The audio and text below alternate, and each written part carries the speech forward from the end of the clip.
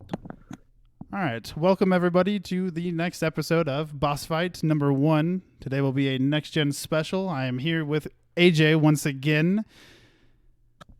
How's it going? It is going pretty good. Today we are also joined by two very cool people, two good friends. We have the Xbox tech guy himself, James, Hello. and we have good old Tommy. ¿Qué pasó? I hate you. All right. Do you though? Do you really though? No, I love you. A little bit, at least. All right, so today we got a few good topics. Obviously, it is 1 week after next gen systems, so we've all been playing some good. Well, almost all of us. And today was some really good news for Last of Us fans because HBO officially greenlit the Last of Us TV show. Anyone have any thoughts on that? Any casting ideas anyone's been thinking of? Brad Pitt. For Brad Joel? Pitt in every role. Just In every character is Brad Pitt. Brad Pitt as Ellie. Think Austin Powers, but like with Brad Pitt, you know? Like he's just doing every role. I saw on Twitter someone mentioned having what is her name? Oh, Ashley Johnson doing Anna instead of Ellie, so it should be Ellie's mom. Which I don't know how they would go about that because I don't know if anyone knows what the show is about. I don't know if it's the Like first where- game. I don't. I was gonna say, have they even confirmed if this is going to be about that time frame or Joel and Ellie or any of it? I just assumed it wouldn't be about Excuse that. me. Let's see here. I kind of hope it's not. I would kind of prefer Ellie's story and Joel's story and everyone else be Last of Us 1 and Last of Us Part 2, and then this show kind of be kind of like World War Z, the book, not the movie. I think that'd be kind of cool, like getting different perspectives on different groups and different people. But so far all I know is Naughty Dog, Sony, and PlayStation are all producers. Doing production. All three of them are doing production. Obviously Neil, and I cannot remember that guy's name right now. He did the other Neil HBO Druckmann? show. Nah. I'm drawing a blank on his name now. But those two are the writers, and then they had some other producers that they announced today as well. But yeah, I don't think they've said anything on timeline or nothing. All I know is they at least have one season, and hopefully it's good. That's all I know. Yeah. I saw some like what is it? Fan art? I don't want to say it's fan art because it's just a picture of Joel next to an actor, but I really liked the comparison of the actor that plays Jaime Lannister from Game of Thrones. Ooh, nice. He kind of has the similar, like when he's kind of got the beard going and has that grizzly kind of look going for him. Yeah. It looks like it would be a good fit. I mean, obviously, he's got a history with HBO, so maybe. I mean, it's probably way too early to even consider actors. I think probably at this point for them. Craig Mazin was the other writer. Looked him up, so we're good on that.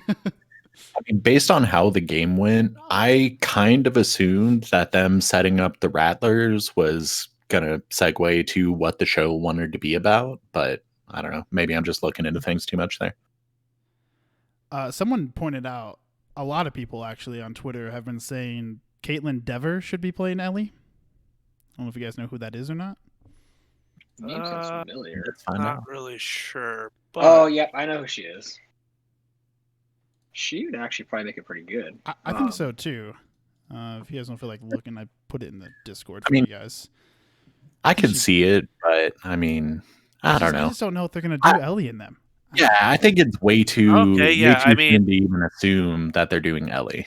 I mean, I wouldn't be opposed to her. I liked her in what was it?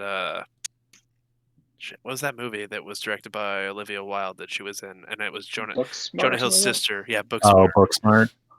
Oh, I still haven't seen that. Yeah, Need to it's watch pretty that. good. Yeah, I mean, she'd be a good Ellie, but I mean, realistically, like, I could see this being about the groups in California. I could see it being about Jackson. I mean, it could be just about a random city, a completely different area of the world. Like, I don't know why people immediately assume because it's called The Last of Us that it has to be about Joel and Ellie. Yeah, it just seems like it would be a. I mean, we've already kind of explored the story of those characters, in 2 games now. But I mean, I get it. They're obviously fan favorites for a reason, but it'd just be kind of a weird. Yeah, I saw his A we- picture floating around too. Yeah, to be retreading the same thing. I guess if you're going for mass appeal, it makes sense because it's a story that's kind of already established and whatnot. But Yeah, I mean, I can see the justification that the game, at least, the first game and kind of the story that it set up, I could see how, wanting to introduce people to that as a cinematic experience is a good call. But then again, there's like a so lot of much they times could these do shows with it. come out. Yeah, these shows come out not to retell the universe, they come out to expand it. And, Mhm. I that seems more likely to me, but Yeah, I who think knows? that's why you look at shows like The Mandalorian that are like, okay, they're new characters. They're treading new ground in the same universe, which I think is something that's needed. You've gotten all the movies with the same characters over and over again. It just gets to a point where it's more or less the same. How many ways can you tell it? So I think if you can expand on a universe, it's always going to be kind of I shouldn't say always, but it will be a better product overall. Yeah. Similarly, like if this show can stay like within like the lore of the games, that would be great because like similarly what's going on with like the Halo TV show, and I know I'm getting off topic, but they're actually making the show not necessarily canon. Like a lot of the people that they've chosen to play certain characters from like the Halo universe aren't in like any way a result of what they would look like in the games. Like for example, they made Captain Keyes and his daughter African American, which I don't care. But like when it comes to Halo, people are like really crazy on the lore, and so I would hope with the Last of Us TV show they stick with the lore because, like you guys said, it just makes an overall better product.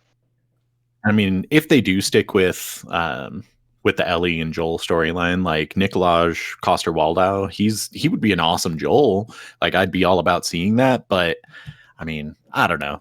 There's so much, and especially with how divisive the second game was, it would be good to focus on other things. Yeah, expand upon yeah. the universe. Do you guys think Yeah. it'd be weird if Troy Baker was casted as Joel? Like, if this if this show is based on Joel and Ellie, do you think Troy could do a Joel again and actually do the whole face and everything, or do you think they recast someone else? Is it weird that I really don't know what Joel Baker looks like? I mean, not really. I mean, I guess if you Uh, don't follow his work, probably not. But I don't As know. an actor, I'm sorry, go ahead. I don't know. Like I'm looking at his photos. Like he's like you're saying, as an actor, probably, but as an overall look, I don't think he has it. Yeah, I mean, Same. as an actor, he could nail it. I mean, he's proved that with his performance as the character, the last few times. But I mean, in a show where I'm supposed to be immersed in the world, I think that would be kind of jarring because Troy Baker's a pretty boy. Like he's not a gruff Joel type person in terms of aesthetic. visual, yeah. I'm stoked either way. I mean, I hope it lasts Yeah. a good chunk. I mean, I do hope that they change it from the Joel and Ellie. I don't even think I want Abby and Lev. I think I just want just something completely new characters, new locations, just new everything. I mean, obviously, keep it within that same lore, but I just want new people, new settings. Hopefully, people I like. That's why I mentioned the Rattlers. I think if they started in California and did like explain the Rattlers for some context to Last of Us 2, yeah, and then like maybe towards the end of the series, they could kind of insinuate that that's when Abby first showed up or something along those lines. Yeah, that'd be really cool too. I mean, I like the Rattlers Never a need lot. to show. Yeah, they never need to go into any of the story from the game. They never need to show those characters, in my opinion. Could it be like the early days of the Fireflies? Yeah, Like I mean, before part 1 picks up. Show how right after the fall, in the gap between the opening scene of Last of Us 1 and where it picks up years later with Joel, kind of show what happened in that gap of time. Yeah. Yep. Yeah. But still without Joel and Tommy, because I still want my damn standalone DLC or game or whatever with them. I want that. Yeah, I mean, not going to happen, but yeah, no, it's definitely not. But I do want it. They gave me Lost Legacy. They can give me this. they could do it. After all the drama with the last game, I honestly don't. Yeah. Outside of maybe a small standalone kind of project here and there. I don't really see them doing much gaming wise for a little while with it. I think they're going to move on to other stuff for a little bit. Which I'm cool with. I mean, I'm ready for a new story with Naughty Dog. Last of Us was great, but I feel like that story has been told for those characters at least. Right, and the same thing goes though. Like, if you wanted to explore other parts of that world that you've created, you could. But like, Yeah. I think the conclusion has been, pretty much drawn with the main characters, from part 1 and part 2 at this point. And I kind of feel like that's what the show could be for, is if they want to explore more of The Last of Us, now they have that show to kind of fall back on instead of making these games that, have proven to take a very long time. And then with all the drama of this last one, they might as well just keep doing a couple seasons of new characters and new settings. And even though it's kind of a not fantastic comparison, like thinking about it like the Walking Dead spinoffs, like it would be cool for them to do stuff like that where they explore other groups of characters and other cities, other timelines, like kind of go down that path. Give us more of the world and more of the stuff we appreciate, but just leave the stuff that we already love alone. Yeah, it'd be kind of cool, like, like there's an episode where they encounter, somebody like Joel or Ellie, or like not even as a central character, just as someone in passing, like kind of like how Give me a name drop. kind of like let's see, like Fear the Walking Dead. You know how like Morgan is Yeah. the central focus of that, and then if you're watching that independently, that's fine. If you've never actually watched the mainline series, and then you go and watch it, and you're like, oh shit, this is why Morgan is the way that he is, or this is what he's doing. This kind of fills in the gaps, like Yeah, they could do some cool stuff like that. Because really, it's kind of an open book. It's however they want to do it. They have, as long as they have most of the creative control, they can kind of chart their own course through it. But I think they will. I mean, I think especially the big news to me was months ago when it was confirmed that Neil was going to help write it, which I think is a major thing for anyone because he's the writer of the last 2 games. So, of course, Right. I want the guy that's worked on the damn thing to write the TV show. And then today's news with, I mean, all 3 parties of PlayStation are going to be, doing the production. So I think that's really helpful as well. And I don't know. I think I have faith in HBO. I feel like they've done some good work over the last decade now. So I have hope. as long as it's not the last season of Game of Thrones all over again, we're fine. I mean, that's the thing. Like, if you think about HBO as a whole, how many shows can you name that are just flat out bad? Like, you can't think of a ton. You can think of seasons or episodes or characters, but you can't really think of many shows where you're like, oh, that was shit. Yeah, more often than not, you're like, why did this show end so soon? Versus, like Watchmen. Like, we're probably not going to get another season of that, at least anytime soon. As great as it was, I gotta watch that. I heard it's good. but yeah, I mean, they're very, it seems, selective in the content that they do, back and put themselves behind. So Yeah, and when they follow up on stuff, they typically don't half-ass it. When they make a sequel to one of their previous series, or like a standalone movie type thing, like kind of what is it, Band of Brothers and the Pacific. Even though one of them is looked at as better, the other one is still pretty good. Like they never have complete bombs, with the exception of the last season of Game of Thrones, basically. and even then, that was like you said, it's a couple episodes. It's not the whole season. Yeah. It's a string of episodes to end the season, and then that kind of just everybody views it as it was a bust. Well, and I mean, maybe a hot take here, but I don't really blame HBO for that. Like, it's not them that didn't finish their books in a reasonable time frame. It's like, where are they supposed to go? They have no no content to go off of from the source material. Yeah, they were given a semi-detailed skeleton from a guy who doesn't appear to be concerned with finishing them anytime soon, and I think probably because of the show ran into a lot more creative blocks than he would have if the show never existed. Oh, I bet you the book is like, if this is the final book, which I'm assuming it is, because he's probably not going to be around much longer, right? I'm assuming the book is going to end much differently than the series did. Just given the backlash. I mean, sure, the series as a whole is very different in a lot of ways than the books. Yeah, that was one of the funny things that I thought was interesting when the season was coming out, and as every episode kind of came out, and then there would be this backlash about a particular storyline or character. Like, he commented at the end of it, like, no, this is basically what I had set out for. It's not done the same. Some stuff is different because of the show.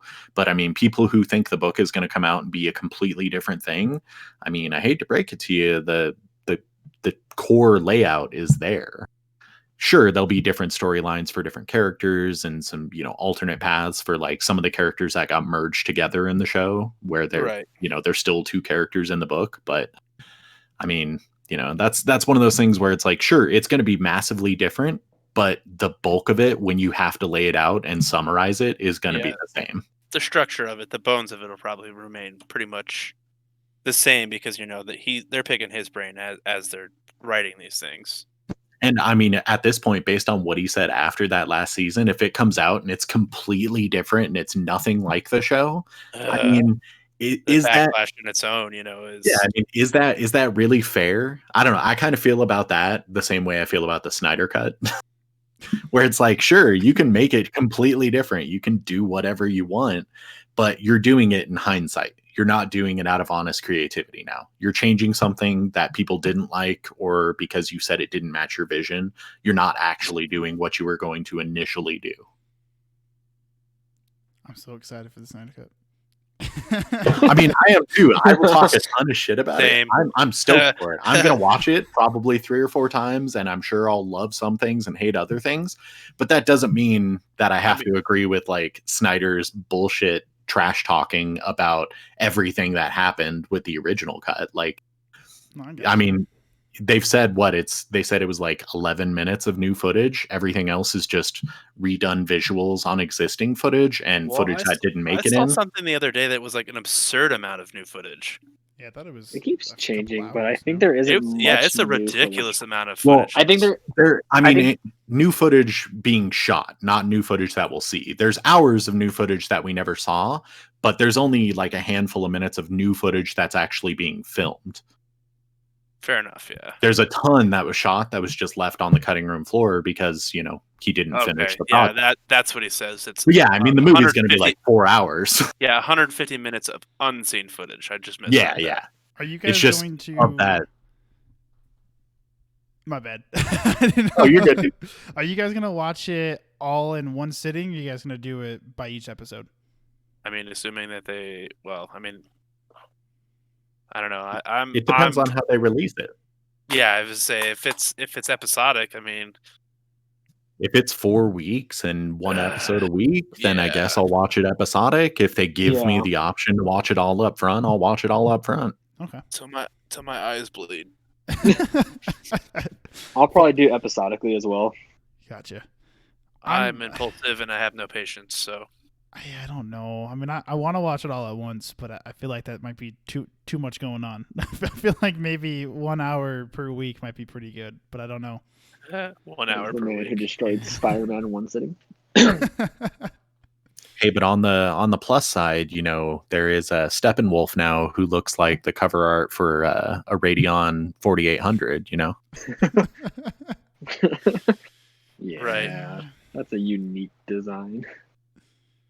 Yeah, I don't know. I'm excited though. I think it should be good, and I'm hopefully we hear more about HBO Last of Us. I also don't think they've ever said a release date. I think it's supposed to enter production soon is all they said. I don't know what soon means to them. Probably like next summer. I don't know though.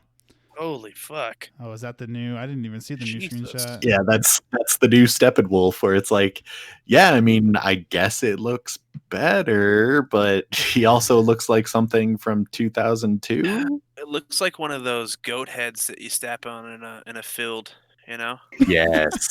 He's a spiky boy. Jesus. He is a spiky boy. How does he put that armor on? Like, how do you grab that thing? Like, hey, let me just take my helmet off. Oh, wait, he never sorry. takes it off. He just never. He showers with it. He runs with it. He sleeps with it. He picks up chicks with it too. Yeah, I guess so. Oh my god. Right. I mean, king. I get it, but like looking at the original, I mean, the original is very. We don't know about the original. He kind of looks like a ball sack. I'm not gonna lie Yeah, to you. The a little bit. original kind of looks like a ball sack. I mean, He's one of the Balchinians from MIB. yeah. He's a Baltinian. Oh my god. Oh man. Hey, no mustache lip fucking Superman. Gone Hey. but not forgotten. You know what? I get it because Mission Impossible was a far better movie. Yeah. It's true. I mean, I I don't blame wouldn't him. risk that paycheck. Yeah, I don't blame him at all. I mean, I- WB doesn't even want him to play Superman anymore anyways, so good for him. Well, isn't he back on though? I don't- Didn't he confirm that he's like? I know that there for a while he was like, I'm over it, and now I think he's back to being like committed to it. I don't know. He said publicly that he's all about it and he'll be, he's up for doing more. I just don't think waiting. they've asked him to. Yeah. I was gonna say, I think he's Like- just waiting for WB to finally talk to him about it, which And I might think happen after frankly- Snyder Cut. I don't know. Right. And I think, frankly, he's just cool with living in the English countryside, building, crazy expensive he's been PCs living and life. stuff.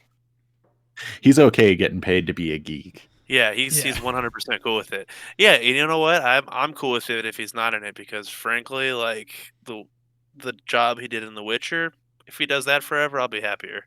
Oh my god, that series. I know there's a lot of people who don't like it for whatever reason, but I fucking love it. Yeah, I mean, I can't say the word fuck now without being like, hey, Right? Geralt. The Witcher. Yeah, Geralt. Henry. Yeah. Henry. I still haven't seen Yeah, that show. I don't know. but- I mean, what? Yeah, I'm What? way behind. I watched like the first minute and then Cut I the never got back episode. to it. Cut the Cut. episode. Stop Stop recording. Gonna watch Bro, the you- entire We can't series. Come finish. back. You haven't done anything over the last 8 months. You've been in quarantine Okay. for It's how all about- long? Yeah. We don't gotta talk Oh about my that. Listen, it's gonna be. I'm gonna be watching played- that and Watchmen. All right, it's gonna be a You fun. played Team Fortress 2 before you watched The Witcher. I didn't. That wasn't my choice. That kind of just happened. It was- Questionable decisions were made, okay? Yeah. I don't No. want to talk about it. I Glenn, need to watch Tommy, The and I- Witcher. I need to watch. Tommy and I Watchmen. often find ourselves being disappointed in you, but this is a new low. This is a new low. Damn. Like- you know what? Let's just cut him from the show. Like I'm just down. Get me out of my own show. Is this Just Apple? think- Am I Steve Jobs? just think of the Picard meme where he's like rubbing his forehead. That's me right now. Listen, I'm gonna watch it soon. You both will Dude, be what- getting live text messages as it's happening. hey, wait, what about me? Okay, all three of you will be getting live text messages as it's happening. Yeah, he's gonna Live be like- text messages as Glenn catches up on the modern day. Yeah, he's gonna be like, dude, there's so many boobs in this show. Yeah, no, there is. Not as many as Game of Thrones, no. It's like a singular pair of boobs for the most part Okay. in the show. Fantastic they are. All right. Well, on that Oh, note, AJ. good night. Oh, AJ. James is like, yeah, I got to rewatch that. Yeah, I forgot all about episode 3. I'll be back. Oh man, You just got a point. That was a good episode. It's He been a didn't name the year. episode. Yeah, well, He's like, yeah, I just got to watch all the episodes where Yennefer is the central focus.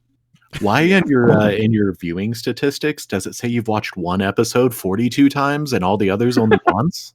And it's not even the full episode. It's like a 10 second Keep clip. rewinding like 15 seconds, maybe. It's weird, dude. Is your Netflix broke?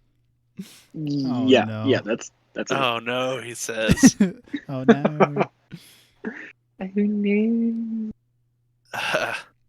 So, what has everyone been playing this last week since we've had some little bit of next gen? I'm not going to say we're fully there yet, but everyone Ooh. has a system at least. I mean, will we be fully next gen for like the next year and a half? I mean, no, no, not really. I mean, In 2 But I mean, years.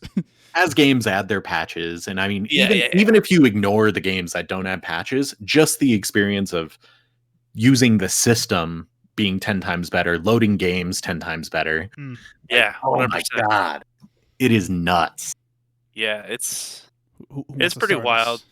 The overall performance, like, is pretty nuts. Like, I haven't played a whole lot. I've played like maybe 5 or 6 matches of Cold War on the PlayStation 5, and it's pretty crazy. I mean, I don't have a previous gen system to compare it to, but I mean, compared to like Modern Warfare last year, getting into things is pretty ridiculous in terms of speed. I've played like 3 hours of Valhalla on Xbox, and that's been pretty crazy. I mean, just the load times, the overall quality is better. I'm playing Madden right now, and that doesn't even have a patch until early December, and it's like I'd say the load times are cut down to a quarter of what they were on a One X. So it's been pretty wild, I think. Nice. I mean, I Anyone want to get had into Spider-Man, but I haven't had a full night to play it like other people here. I was But gonna say, anyone Okay. had any no life moments like Glenn? Hold on, listen. hold on. It's been a crazy week. Okay, it was a fun weekend. All right, Crazy week. It's been a fun, busy game week. I will say. Yeah, I'll say. It hasn't been busy other than gaming for me. So, look, man, I did what I said I was gonna do. I platinum Miles Morales in one day. All right, it was a fun platinum. It's a fun game. I played on the fidelity mode for the entire campaign, which is the 4K 30 frames, but it has the ray tracing. Did the entire mission, the entire campaign, beat it, and then I was doing side stuff, and I was like, let's change it up. Let's go to the performance. Let's do 4K 60. I will not be touching fidelity mode ever again. Were you playing on a monitor or like a TV? On my TV. Okay. Because my TV is actual 4K. My monitor is just the 1440p. So, which it doesn't support, right? I don't believe so. I No, it not didn't officially. with the Pro. It just That's not scales to 1080. Yeah, Okay. Yeah. So, which is like kind of a bummer because I like over the last year have like transitioned to exclusively playing on a monitor for most things. right. So, but Well, I I might use just for have to drag it shooters. over and plug it into the Sony just to get the nice look and 4K and all that HDR goodness. But you have to drag the Sony over. Yeah, and by drag it over, I mean it's like a Egyptian Oh, stop it. Egyptian obelisk, like Oh. I'm gonna contact like the aliens that helped build the pyramids and be like, look, I don't know what kind of witchcraft we're talking here, but this thing is. I just look at it. It's just. I did hop back on Spider-Man today because I wanted to try. For one, I was just swinging around because I was waiting to get on Call of Duty with everyone, and then there's a glitch right now. I don't know if it's intentional or how long it's supposed to be. Oh, but the Peter Parker. yeah, right. you can play as Peter Parker, and it's a really weird glitch. I don't know why it's in there. It's really weird because his swing set is the same from the PS4 version, where I thought I'd be swinging as Peter, but it would look like Miles's. Like Miles swings upside down and does like really weird. He's very foot heavy on the swinging aspect, whereas Peter, he's been doing it for 8 years. He's good to go. And when you're playing as the glitch as Peter, it swings exactly like him. So I don't know if he's coming into the game as maybe like a thank you for 100%ing, or maybe they just have some DLC planned. I don't know what they're doing, but it's an interesting glitch. I also sent everyone, I think here, maybe not AJ, I sent everyone that picture of his side profile. I don't know what's going on there. I don't know what happened to his model, but it's only the side view that looks weird like that. Yeah, there was probably some planned DLC that got cut, or maybe it'll be coming at some point where it's like, additional missions or something where you can choose which Spider-Man to be. Yeah, I mean it's all that's possible. It could just be a reused asset, from developing from Spider-Man PS4 to this. I mean any number of things. If it's showing up though, like AJ said, it's probably some sort of content that maybe didn't make it into the retail release yet. I mean, if you think about like God of War as an example, where like Cory Barlog said there was more footage that they had thought of and wanted to make for God of War than the actual length of the game itself. Mm-hmm. Like there's an entire game and a half worth of other stuff that they wanted to do, which I'm sure, most of it ends up being used for Ragnarok, but every game probably has a pretty high percentage of that. Yeah. Right. Yeah, so I mean, Spider-Man's been a blast. I'm sure I'll talk about that game more later on at some point with all you guys when you guys actually have the time and able to play it more. But yeah, Yeah, Miles Morales was really good. I bought it. I just haven't played it yet. Hopefully soon. You get some free time. Oh, I also figured out why the DLCs were so hard for me on Spider-Man PS4. Was playing the whole DLC without realizing that you could heal yourself. What? I forgot all about that mechanic from the base game. Nice. Yeah, so I was getting my ass kicked, and I'm like, why am I dying so much? I And mean, I'm like, oh, like I told you, because- those DLCs are hard, but I'm sure they're even harder when you're not healing. So you're just Yeah. swinging through New York at like 20% health all the time, freaking Yeah. out. doing all He's the like, hideouts. why and am I not stuff. healing? Well, I'm just like, man, these hideouts are so hard. And then I'm like, I watched a YouTube video and I was like, oh shit, I forgot you can totally heal. Not my best moment, but hey. I mean, hey, at least Are you you got gonna it beat. are you gonna crack into the remaster, So or did you buy it, or did you just buy the? I was going to, and then I realized how many games I was going to end up playing anyways, and I will get to the remaster at some point because I do want to platinum that game again. But Oh, I'm sure you do. I don't know exactly when, but I do know if you bought the like regular $50 one, you can just do the upgrade $20 whenever you want to. So I That's good, at eventually will do that, but I ended up playing I think every launch game for PS5 except for Godfall because that game Just Godfall. yeah, I was like it Garbage. doesn't suit with me and I don't know. I'm not a big looter shooter person anyways, and that game just doesn't look as great as I wanted it to be. So Demon Souls has been pretty fun so far. That's been like the first Souls game I've actually gotten this decently far in. And it might be my favorite Souls game I've played. I don't know how fair that is because it is a remake and it's more I feel like Blue Point's had their hands on this more than those guys, but right. It's Blue Point though, so I mean, yeah, I mean they do great work. Shadow of the Colossus and all that. I want to say right now, Blue Point can remake any game and I'll be happy. I want them to get their hands on maybe some Silent Hill, maybe some Metal Gear. I want them to remake any game that needs remade because they keep doing great. They keep doing great. How about Resistance Fall of Man? How about that? I mean, hey, if they can do it, let them do it. Matt has been helping me quite a bit on Demon Souls, though. He helped me beat quite a few of the bosses. I've done like 3 of them by myself, and he's helped me with maybe the other 3 or 4. But it's been a really good time. I'm actually enjoying a Souls game for probably the first time in my life. So I don't know how much of that is because new system, new games to play, or because it's super gorgeous in the 4K 60 and it actually runs really well. It doesn't feel like an old Souls game like all the other ones do. Astro's Playroom was super good for it being free and on the system. I think I told AJ and I talked to Tynan about it too. That game has no business being free. I would pay like $15-$20 for that game because that is a fun game. Hey man, that's the job of a packing game. Is like they got to give you that little taste, give you a little bit to bite onto. Oh, absolutely. And going into it, when I listened to Blessing and Greg over at Kinda Funny talk about it, I was like, it's a tech demo. Like it's, hey, this is our PS5, this is the new controller, play it. And I wasn't excited for it at all. But after I beat Spider-Man, I sat there and I said, hey, let's just jump into it. It's on my system. Like it's already there. Let's just play it. And I really enjoyed it. It was a lot more fun than I thought it was going to be. And a lot more going on.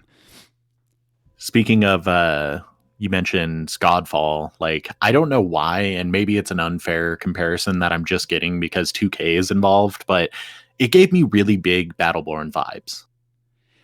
You're not wrong. It doesn't look like it. It's not the same style of game. It's just, I don't know why, but I got this feel of, oh, that's a game that looks kind of nifty, but it's not going to be supported and probably not going to be great. I don't think that game should have been $70. So like a quick cash grab kind of thing. Yeah, I think it was, hey, it's new system. Here's a brand new game for you to play. You know, they took advantage of the $70 thing, which was $60 on the Epic Game Store for PC. Like I feel like they knew it was a new system coming out. They felt like they could just throw this in as a thing. I don't know. Leading up to the game, it looked okay. Like some of the trailers looked cool, but the more that got released of that game and then the final product, I'm not really impressed, and I don't really care to play it, especially at $70. I really don't care to play it at all for $70. I've heard the game is like, from what I've heard from people who play it, like it's fun at first, but it slowly loses like its momentum, where it's not really worth the $70, like you were just saying, Glenn. Yeah. So that's kind of unfortunate too, because I remember last year when we didn't even know what the console looked like, but they would just talk about the about Godfall. I always thought it looked really interesting, so I'm a bit disappointed that it didn't turn out to be as good as I was hoping it would be.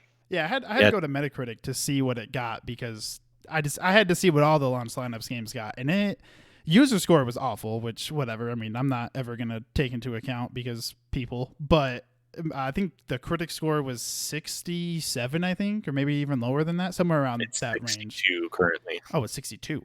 Damn. It got torn apart. Well, God really did fall.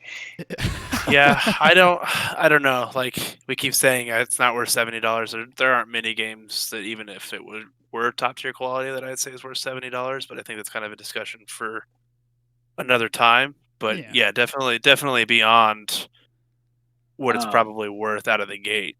Yeah. with that, like I've been playing Call of Duty Black Ops Cold War this entire week. Like literally, I'm on my third playthrough of the campaign. But with that though, that game is definitely not worth $70, and that's what you have to pay to get like the cross-gen bundle. So if you want to play on your Xbox One, your Series X, or your PS4 and PS5, you have to pay $70, and it's definitely not worth that type of money. Yeah, that game is super interesting so far. It's the first COD since Black Ops 2 that I didn't buy on launch day, for many reasons. I've never been a big zombies person. Zombies so far though has been pretty fun. I will say zombies has been enjoyable for me at least because I haven't really been into zombies, so I know a lot of people that enjoy the older zombies kind of prefer that style, but for me that's new to it. It's super good so far. Multiplayer has been rough. I feel like I'm playing with a bunch of sweaty 13-year-olds every night, and I'm just getting it, man. I'm losing it. I can't play against those people anymore. In the campaign, I've played 2 missions.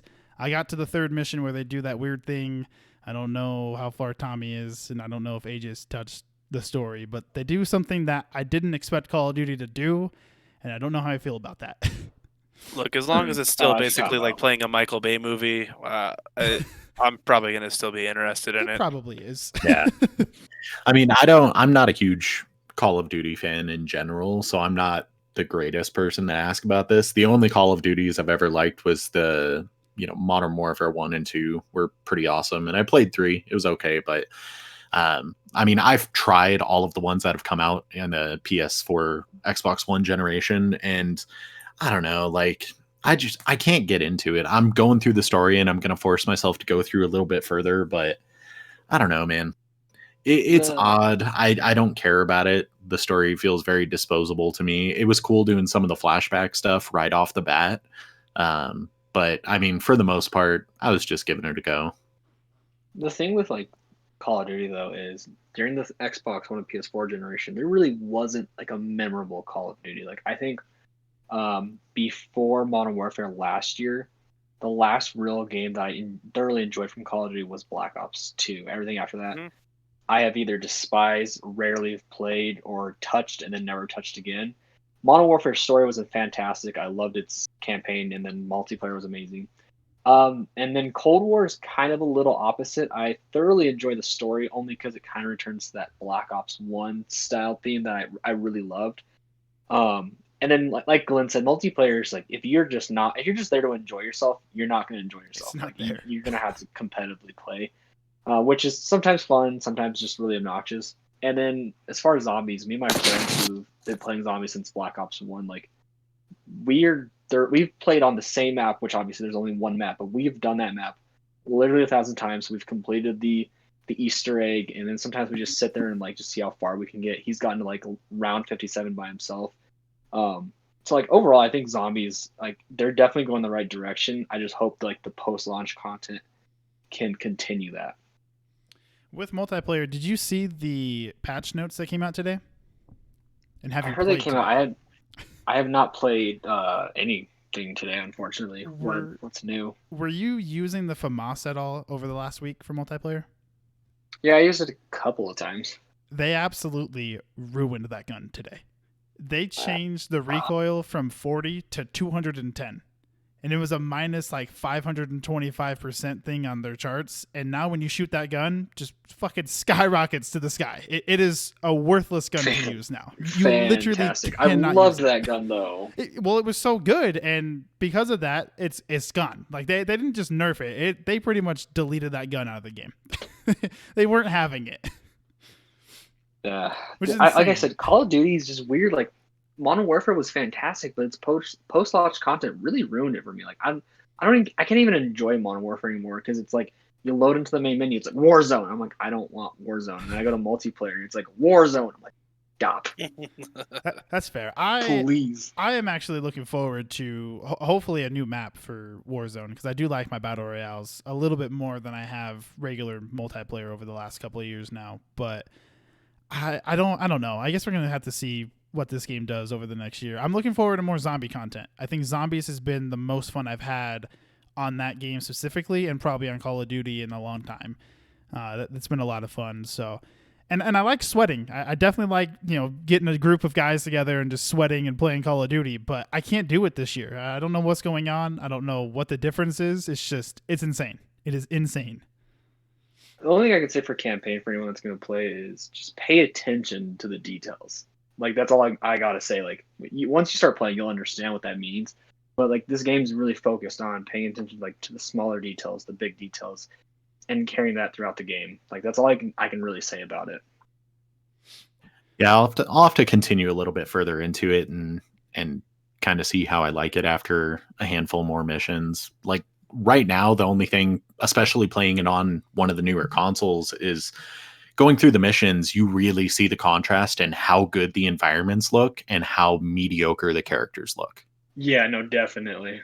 It's like, wow, next gen world with like PS4 character models. I'm not sure how I like this. It's really weird. Like it feels like from Modern Warfare to Black Ops Cold War, they increased like the overall ambient, like the environment, the way it looks, fantastic. But like the characters, like they just don't look like they should be part of like the game. They look really bad. Like one thing I've always paid attention to with the characters, and this is weird, is like their fingers, the way it's looked. And like Call of Duty Black Ops Cold War's fingers look really weird. Like they look super fake and Kinda not look even like CS:GO. detail at all. Yeah, it's very weird. I just look at them and I'm like, how does Call of Duty make this in 2020 on next gen hardware? mean, you got to think that there's like I think 8 different studios that had some sort of role in this game. Yeah, there were definitely. So you get a bunch of fragmentation there. I mean, Someone could have fixed my fingers. yeah, you got some dude in charge of hands, and the other dude's in charge of environments, and that team is just kicking ass. And then the The hands other guys dude. are like, I Yeah. don't know. Yeah, this is good Copy enough. paste. Whatever. Copy There's gonna be guns in these hands anyway. I found it extra jarring when you go through the first couple of missions and it goes from like this really awesome CGI scene where they recreate a US president. It's like a big deal. And then it goes immediately into the mission and you're like, oh God, everyone looks like garbage after that. Why Yeah. is everything Play-Doh? It's because Ronald Reagan was actually there. Duh. They got all that This footage. is real- this is real footage. Yep, he's just that good looking that he ruined the rest of the game for you. Dude. Pretty much. Reagan ruined everything again. On the complete opposite side of Call of Duty, I don't know if you guys have looked up anything on Sackboy, but I tweeted out about it the other day because Sackboy so far has been probably the most impressive game I've played on my PlayStation outside of, Spider-Man. I knew what that game was going to be. I didn't need anything extra. I wanted Spider-Man PS4, but Miles and a new story, new moveset, and I got all that, which is fine.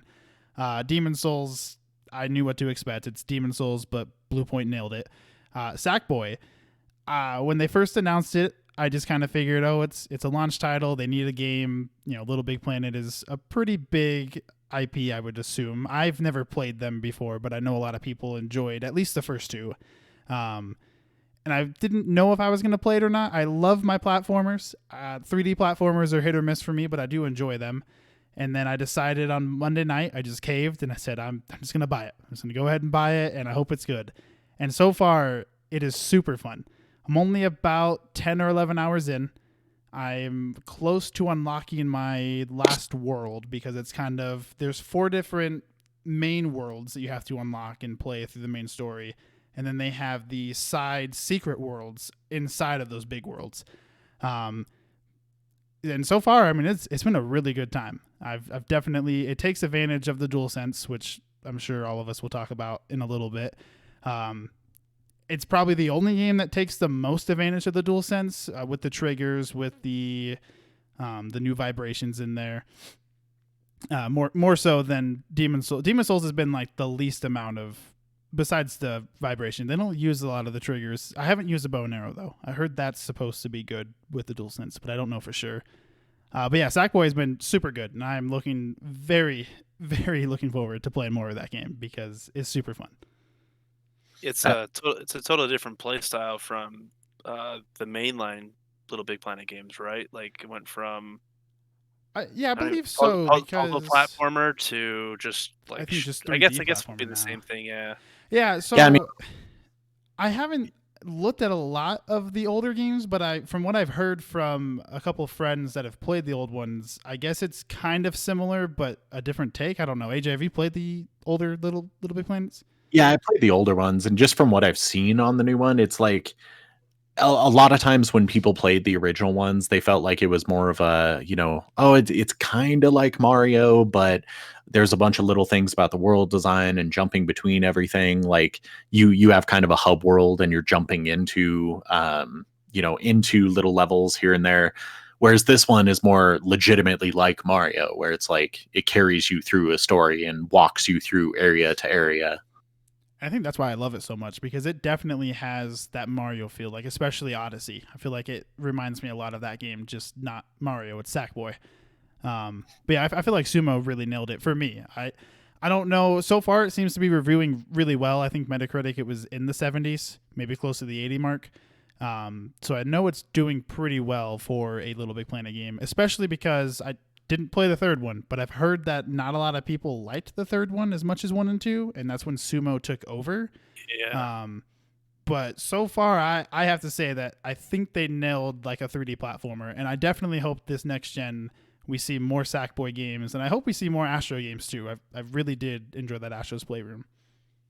Yeah, Astro, I think, will be more the like PlayStation mascot going forward than Sackboy will be, but I think this is definitely a good showing for Sackboy as a character, where a lot of people wanted it to be just a little bit more like a Mario game, a little bit more kind of driving you through the content rather than just picking levels from like an open map and going to them. Right. Yeah, no, I definitely enjoy this new layout that they have, going between different planets and having different levels inside those planets, and some of them get kind of challenging too. My favorite levels that they've done is, so far, I have 3 of the 4 worlds. They do, one mission has a song. So like the first mission with the song in it was Uptown Funk. And it's like this super like fun, groovy little, it's like an actual level that you still fight enemies and still do things, but all the guys are like, every person in the game is dancing and the environments are moving with the song beat. And it's a really fun thing that they did, which I wasn't expecting either. And then Bugsnax. I don't know. Oh, yeah. Have you guys touched Bugsnax yet?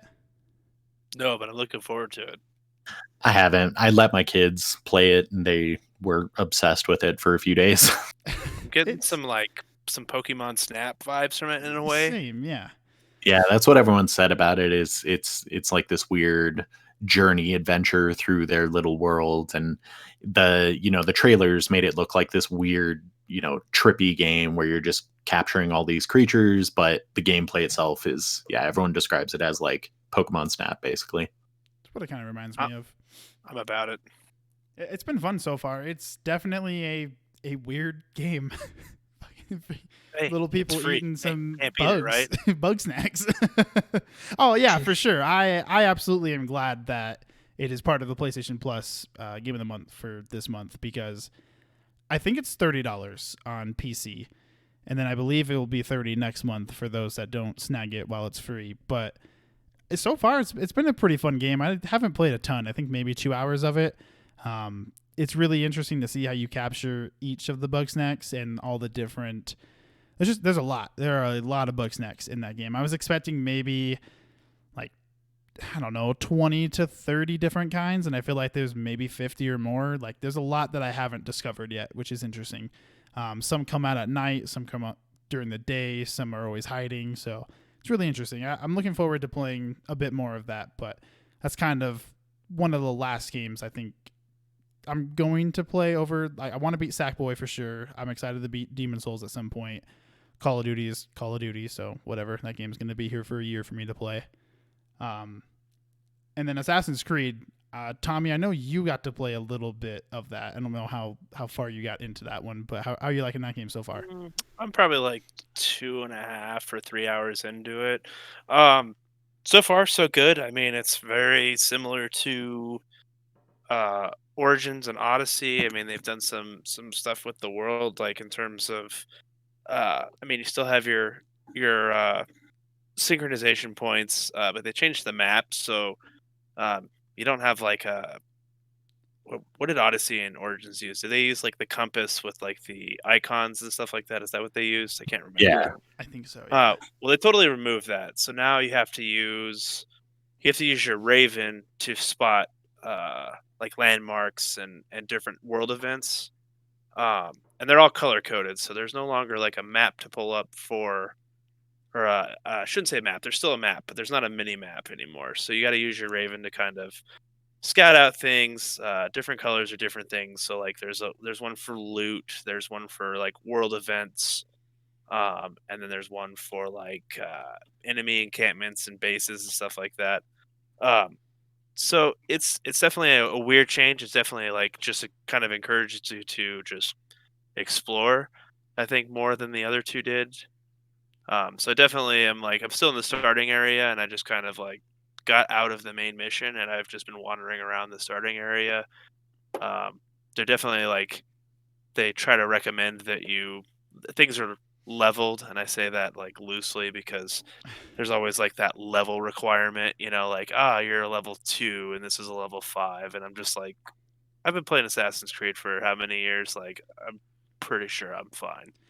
Yeah, I accidentally raided some like weird little island that was just off to the distance, and I didn't realize that I was going into a more powerful level than I was, and they had little red skulls, and I was like, whatever, I'm gonna try to just kill them. I did, but I sat there and I'm like, come on, what is this? Yeah, I think.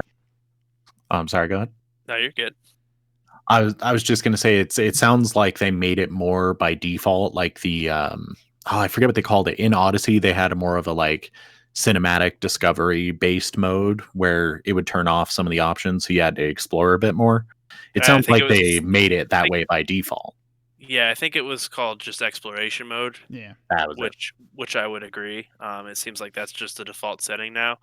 I like it, but I'm also kind of I've been playing these games for a while, and I'm a completionist. Like I've probably got like probably an upwards of like 250 hours in the previous two games at least, and just the base games. So for me, it's not a big deal. I can see where like the casual fan or the casual gamer would kind of have a hard time jumping into it, because it doesn't really like, hey, this is where this is and this is where that is. Kind of like the older games. I mean, there's still obviously your main mission markers and stuff like that, but it's not as friendly to new players, I guess would be the best way to put it in terms of like exploration and whatnot. Yeah, I'm really looking forward to playing it. I was reading a few reviews today, and I watched a video from the Easy Allies where they were talking about like I beat it straight through everything, not all the side missions, but just all the core story and collectibles and stuff. And it was 100 hours, and it was amazing. Like my favorite one so far. And then I read a completely different review that was like it's 100 hours of nothing. I was like, well, really, really opposing takes that you guys have there, but okay. Yeah, so far, I mean, I've been to like one settlement, and I can say they've done it like they do a really good job. And this is like I said, this is only one settlement, but it definitely feels lived in. Like there was like 5 or 6 non-story related activities. Like the flighting thing is pretty cool, which is like just what Norse rat battling. Like Hell it's yeah. pretty, it's pretty cool. Um, And then there's a drinking game, there's a dice game. I mean, there's a bunch of like little activities, but if you're not interested in those things, yeah, definitely it's like it's not going to seem like your cup of tea. Um, to me, it definitely there's more to it than Origins and Odyssey in terms of just like Odyssey was just a sheer content dump. Like there's so Yeah. many missions that I didn't even care to do all the side stuff, you know, and I was max level before I even finished the game. Um, this one seems kind of slimmed down. I think they're not calling them side missions anymore. I think they're calling them world events, which are I don't want to say they're randomly occurring, but they're not traditional Assassin's Creed fare. And then the loot thing. I mean, there's far less loot in this game, and I think that they wanted to emphasize on just like, hey, it's cool to upgrade, you know, your first set of armor and gear and all that. Like, because in Odyssey, I think you would like deconstruct thousands of pieces of armor just for the resources, and that's not the focus in this one at all. With Odyssey though, like for me, it just wasn't as fun because you basically had to level up on certain of like the story missions. Like, if you were like a level 28 and the mission to complete the or to continue the story is like a level 35, you know, you go try and do it. For some people who would like sit there and grind it, you might beat it. But for people like me, who just kind of give it a couple tries, get beat, and I'm like, okay, I need to go level up. You know, it was kind of obnoxious. Like I bought the game at launch and I maybe 50% completed the story, and then like 4 or 5 months later, I finally finished the campaign. And that's kind of what ruined Odyssey for me. Not only that, but the story itself wasn't very that great to me. I'm kind of glad with Valhalla from what I've heard is like they've slimmed that down. They've kind of made it to where you can do these side missions if you want to, but they're not, you know, you're not required no more. You can do the stories, you know, as much as you want. Like that's what I kind of liked. For sure. I think it's a really good balance between Origins and Odyssey because Origins, I don't think I played a lot of, maybe like 10 or 15 hours. And I didn't mind it, but there was just a lot of games that came out during that time that I was just more invested in. Um, Odyssey came out. I played like an hour, I think, and I never ended up going back to that one. Um, but Valhalla, I feel like.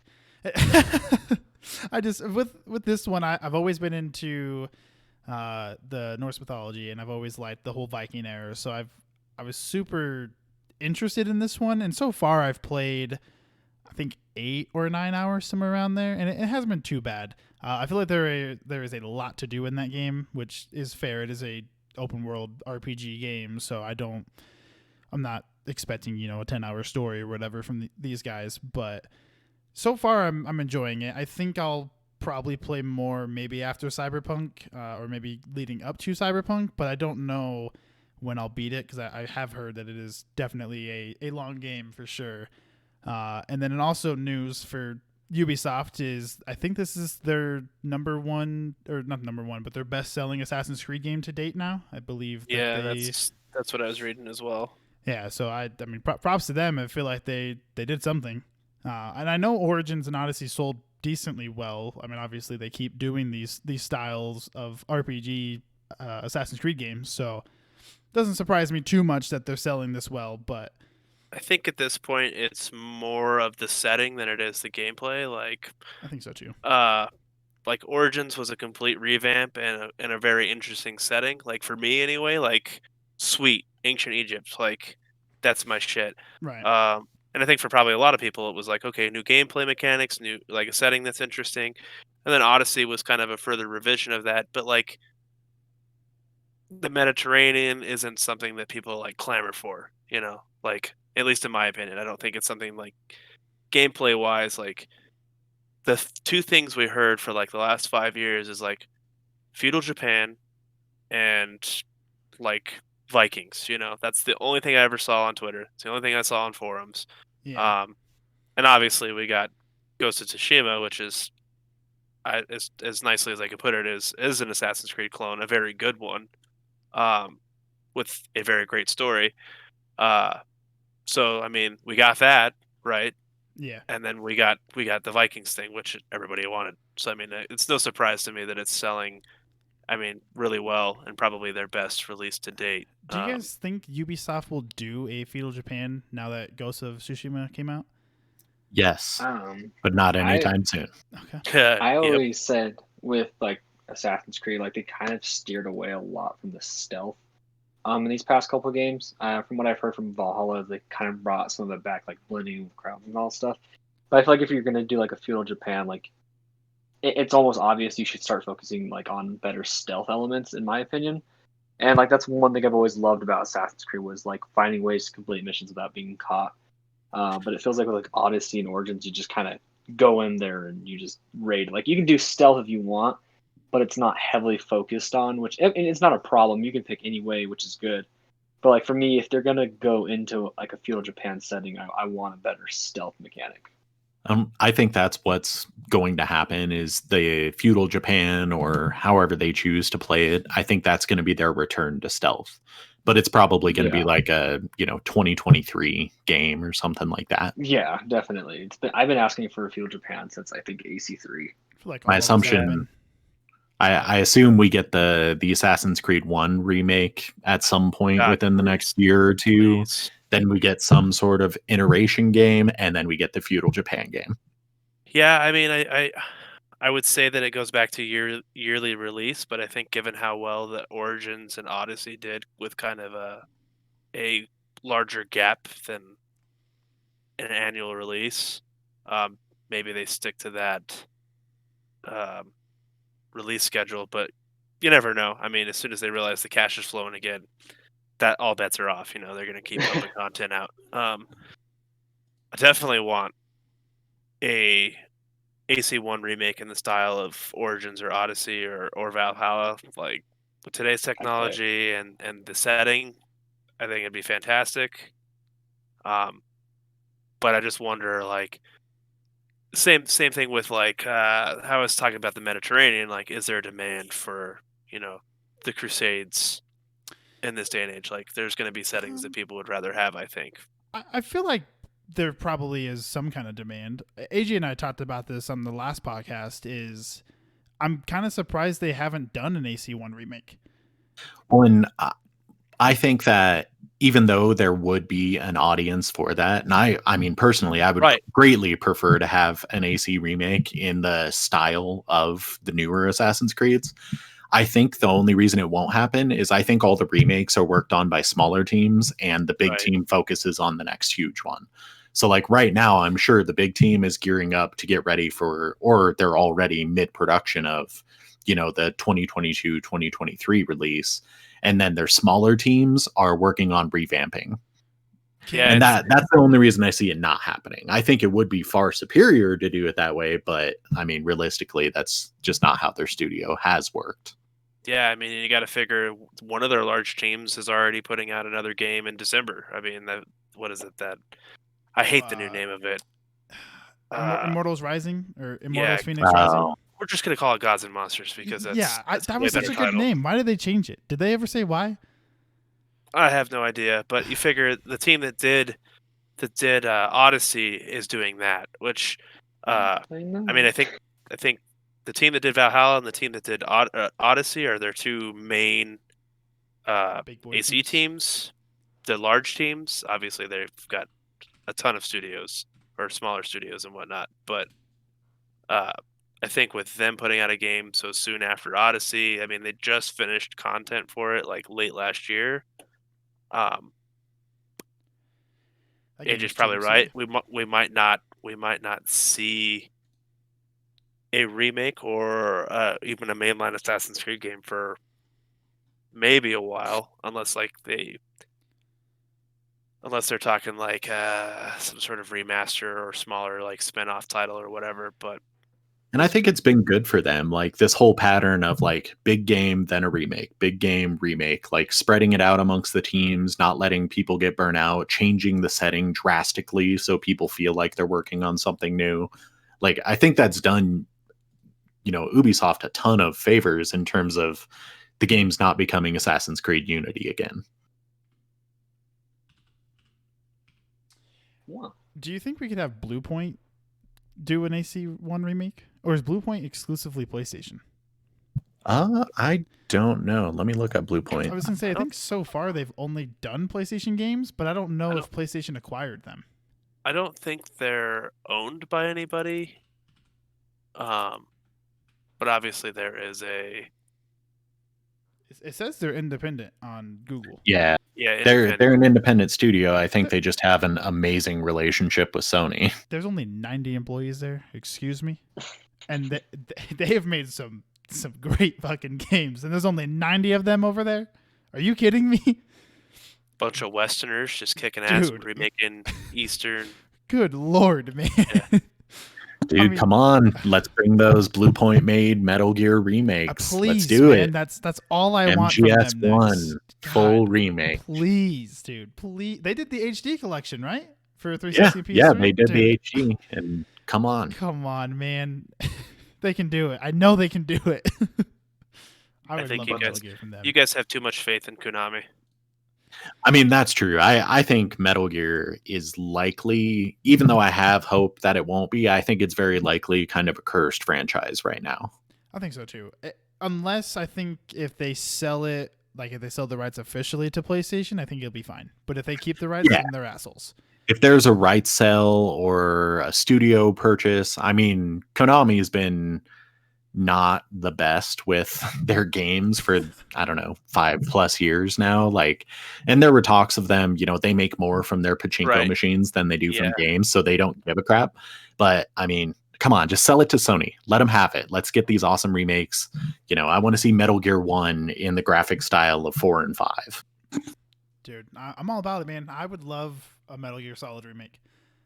Or stealthful. Blue Point, but very, very sneakily, just buy the rights from Konami and give it back to Kojima. I'm fine with that too. That'll never happen. No, it won't. Also, do you think now that he's been gone this long, do you think he would, if PlayStation bought that property back and asked him to come back, do you think he would?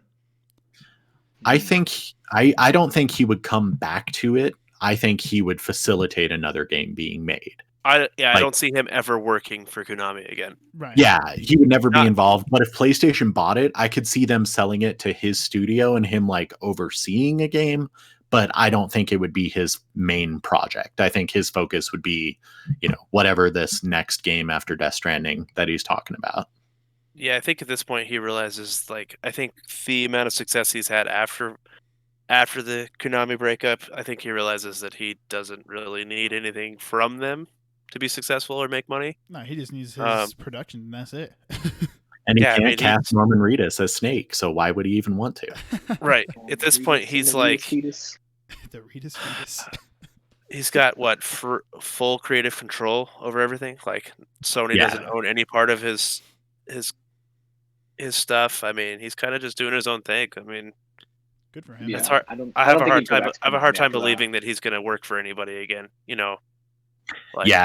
I could see him bringing in a team of people. Like if Konami sold all the game studio stuff to Sony, or at least all the rights, I could see him bringing in a bunch of the people he worked with on Metal Gear and like forming a team under him to make a new Metal Gear or remake other Metal Gears. But I couldn't see him personally, like it being his thing. He's on to bigger and better, and he's borderline a giant celebrity in the video gaming world now. Yeah, don't get me wrong. Like, I'm not saying he won't work with anybody, but I'm saying I don't ever see I don't think that he'll ever allow a larger company to acquire his. You know what I mean? He'll develop games, but he's not going to do it as anything other than an independent studio doing a contract. For sure.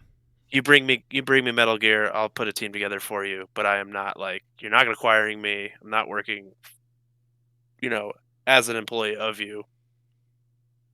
Yeah, he's no longer the guy that works under a project or for some sort of project. He's the guy who owns the project and oversees it. If in a dream world, if that were to happen and somehow Sony got the rights and somehow they worked out a deal with him, and there wasn't some weird deal with Kojima where they only sold it, or with Konami, that they only sold it on the condition that he wouldn't get it or some BS. If it ever ended up in his hands somehow, it's beneath him at that point. It's one of the many things that his studio is working on, and he fully owns everything about it. I'm excited for the future. Who is it? Speaking of the future, Glen and AJ, I am interested to hear your guys' impressions on the PS5. I would ask Tommy, but I feel like I already know his impressions. Oh, aesthetically, I hate it, but but luckily that's not why I buy consoles, is to look at them. You know what I mean? Okay. Like, I got you. Hey, AJ, I'll let you go first on this one, buddy.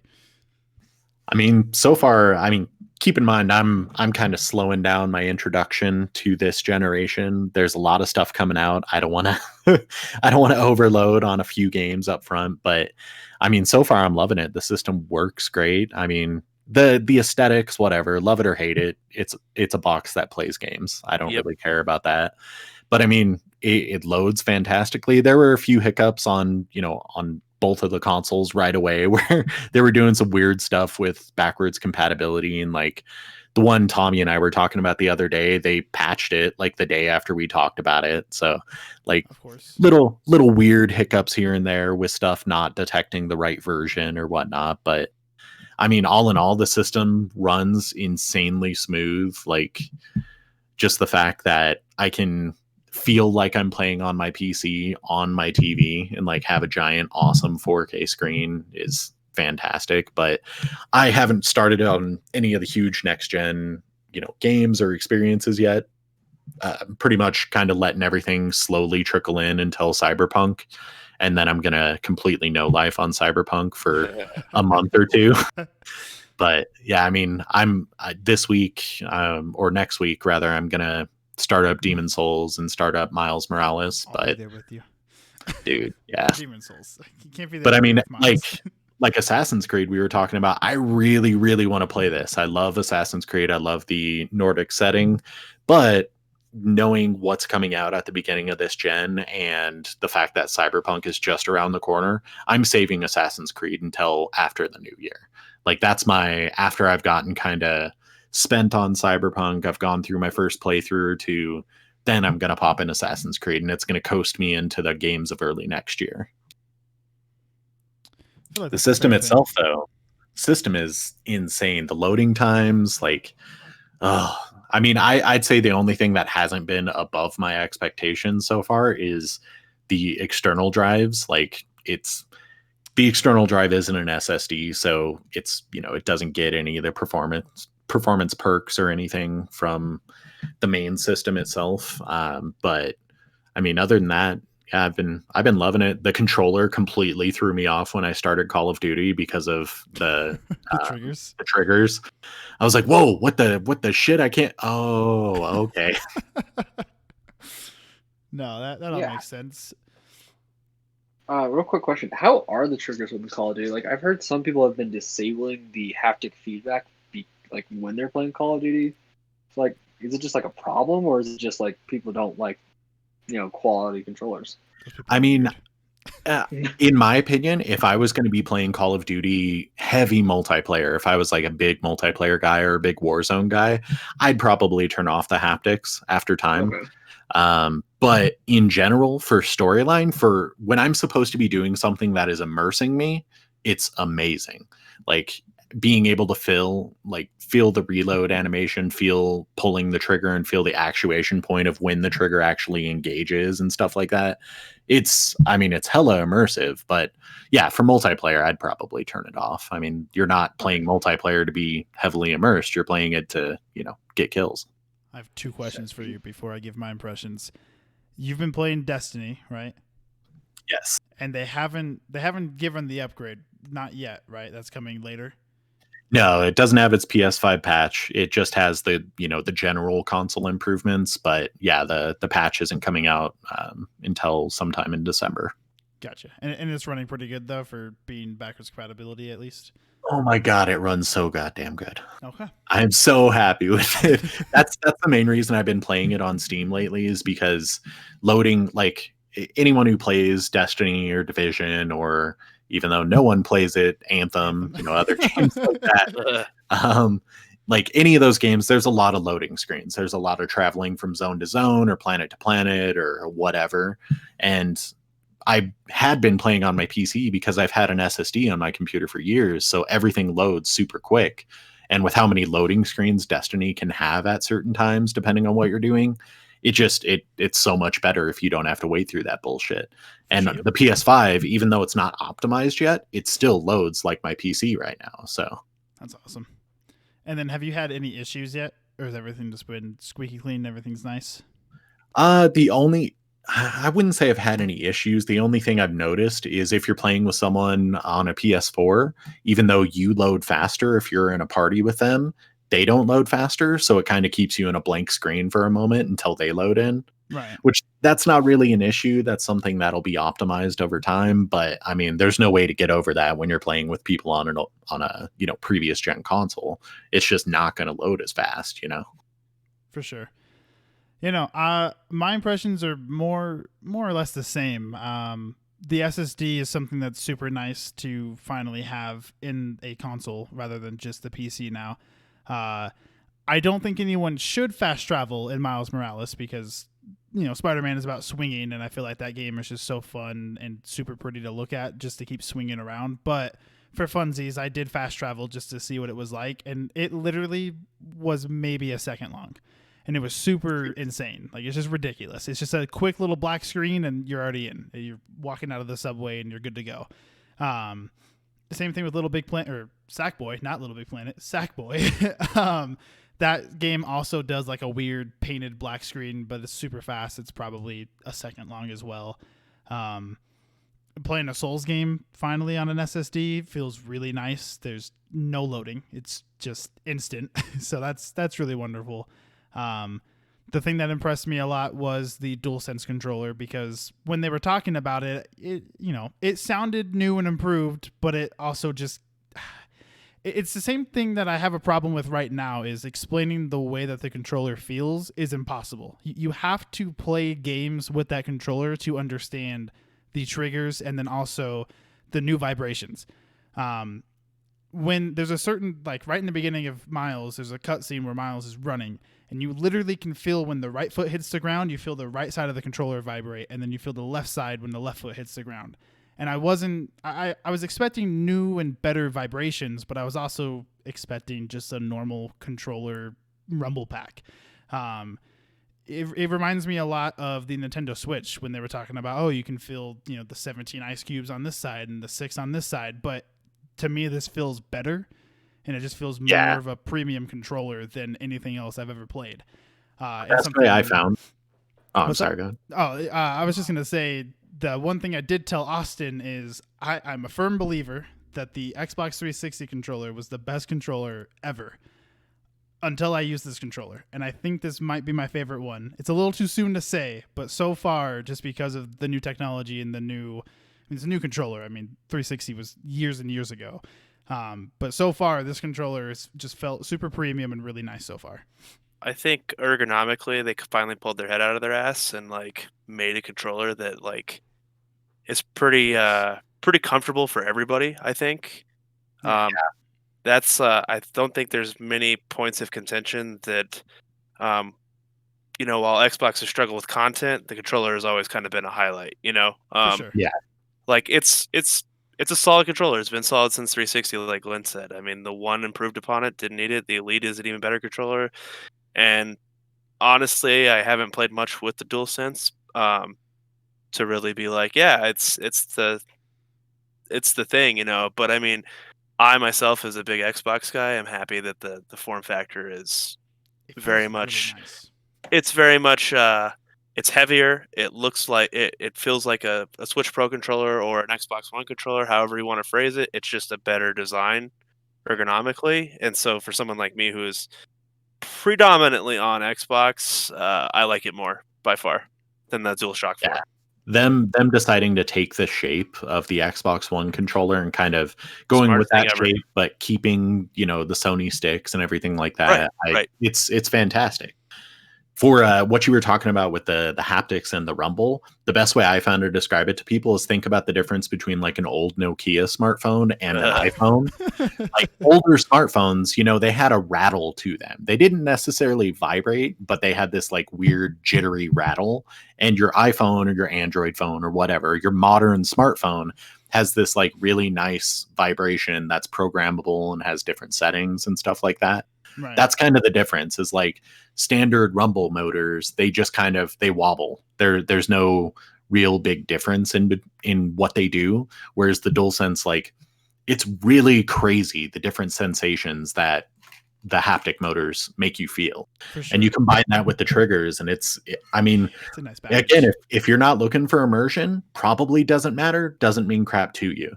But I know I cannot wait to throw an axe in God of War Ragnarok or to shoot a bow in Horizon. Dude, the swinging in Miles, it hits you right away, and it is insane. It's so crazy. Like I again, listening to people talk about it for the last month with the reviews and PlayStation hyping it up since we saw the picture, I was like, yeah, cool, whatever. It's gonna, you know, it looks like a cooler controller, but it's gonna be the same. And as soon as you just press R2, it's so crazy. It's super weird.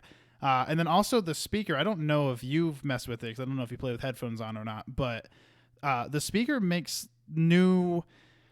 It's almost like the speaker has its own rumble in it as well. Like it makes the noise in which the game does as well, but it also has a weird, unique like sound to it. I don't even know how to describe that part. Like that's probably the hardest thing to describe, is because the speaker is just super new and weird now. Yeah, the speaker in it, like, and you know, we have a friend that we work with who gives it crap because, oh, it's got a speaker and a microphone in the controller now, it's all going to sound like garbage.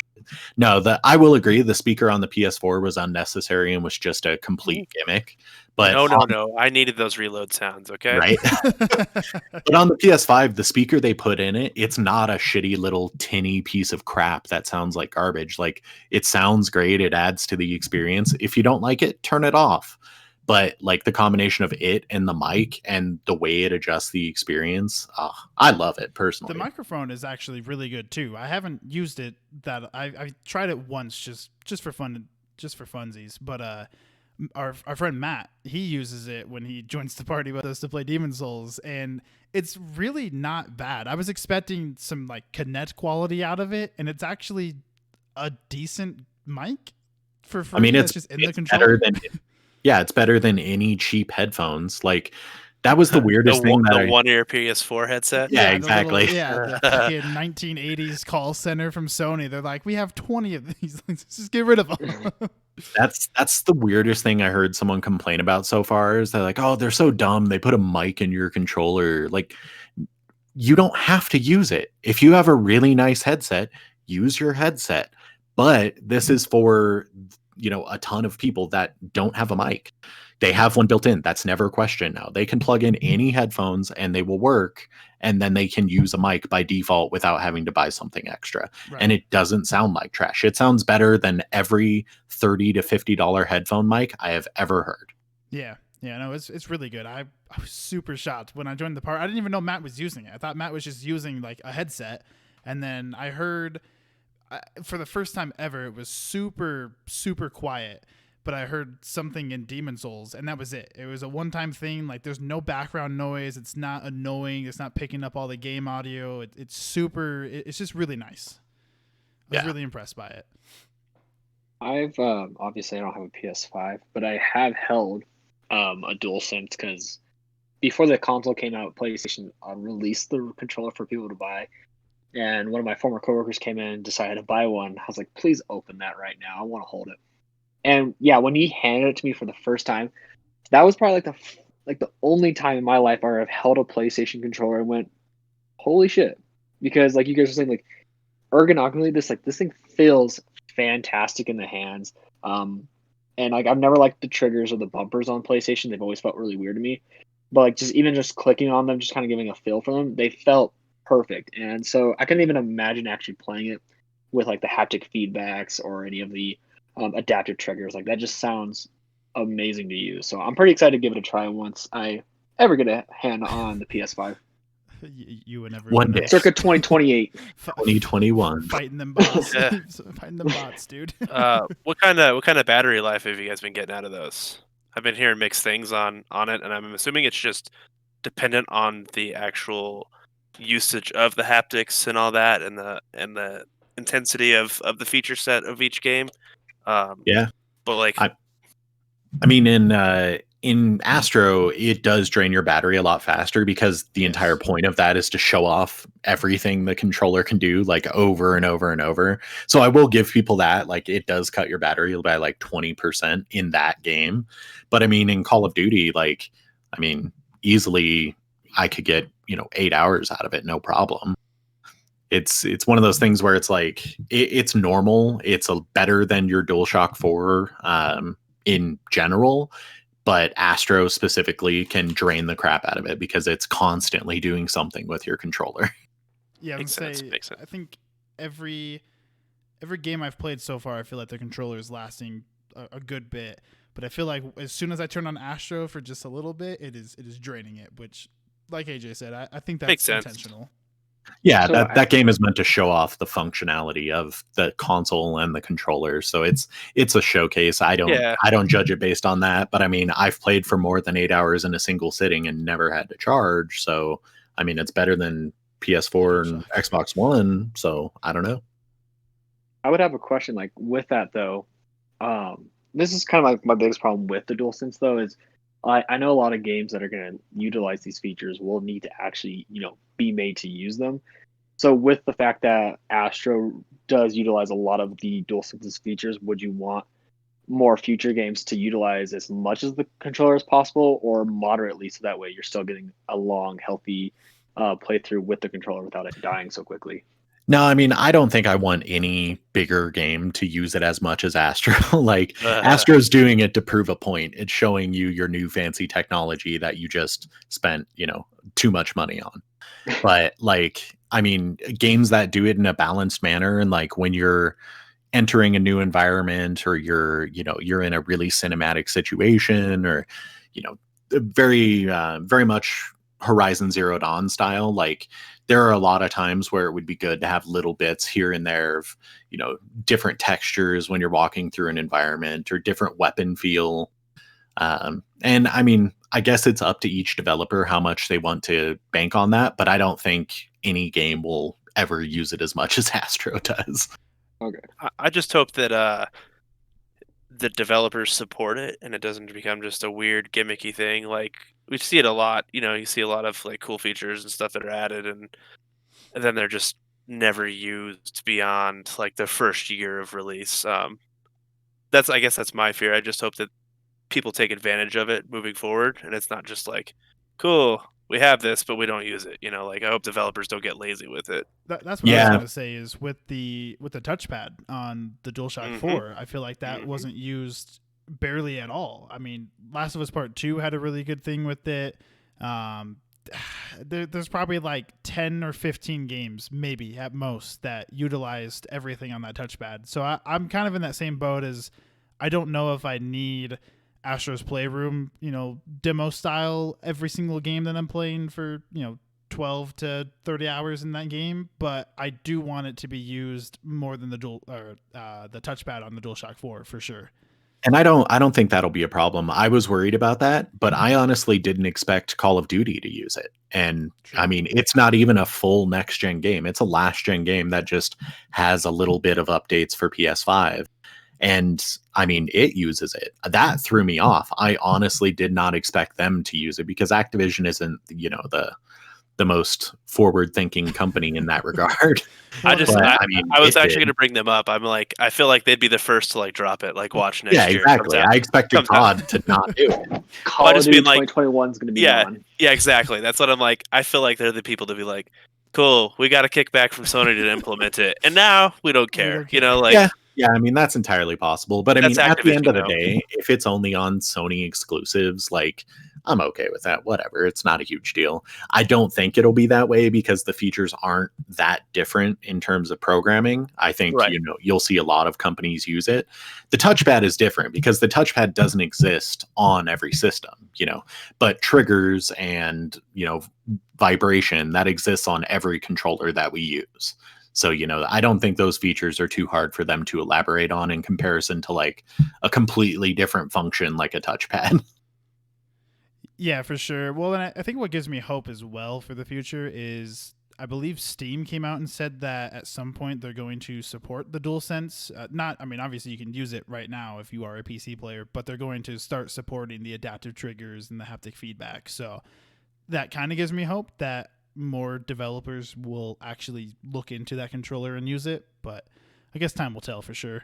Well, and I fully expect the next Xbox Elite controller to have the exact same haptics in it.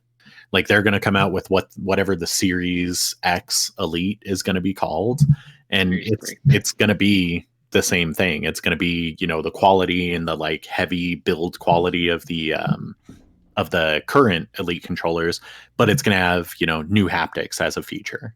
For sure, I can see that happening. That'd be really cool. It's fine by me. It's a day one purchase. Yeah. Using it on that Series X. Yeah, I'll definitely have to play with the DualSense 4, but the DualSense to really say for sure. But I still think the Elite 2 is like hands down the best controller I've ever played anything with.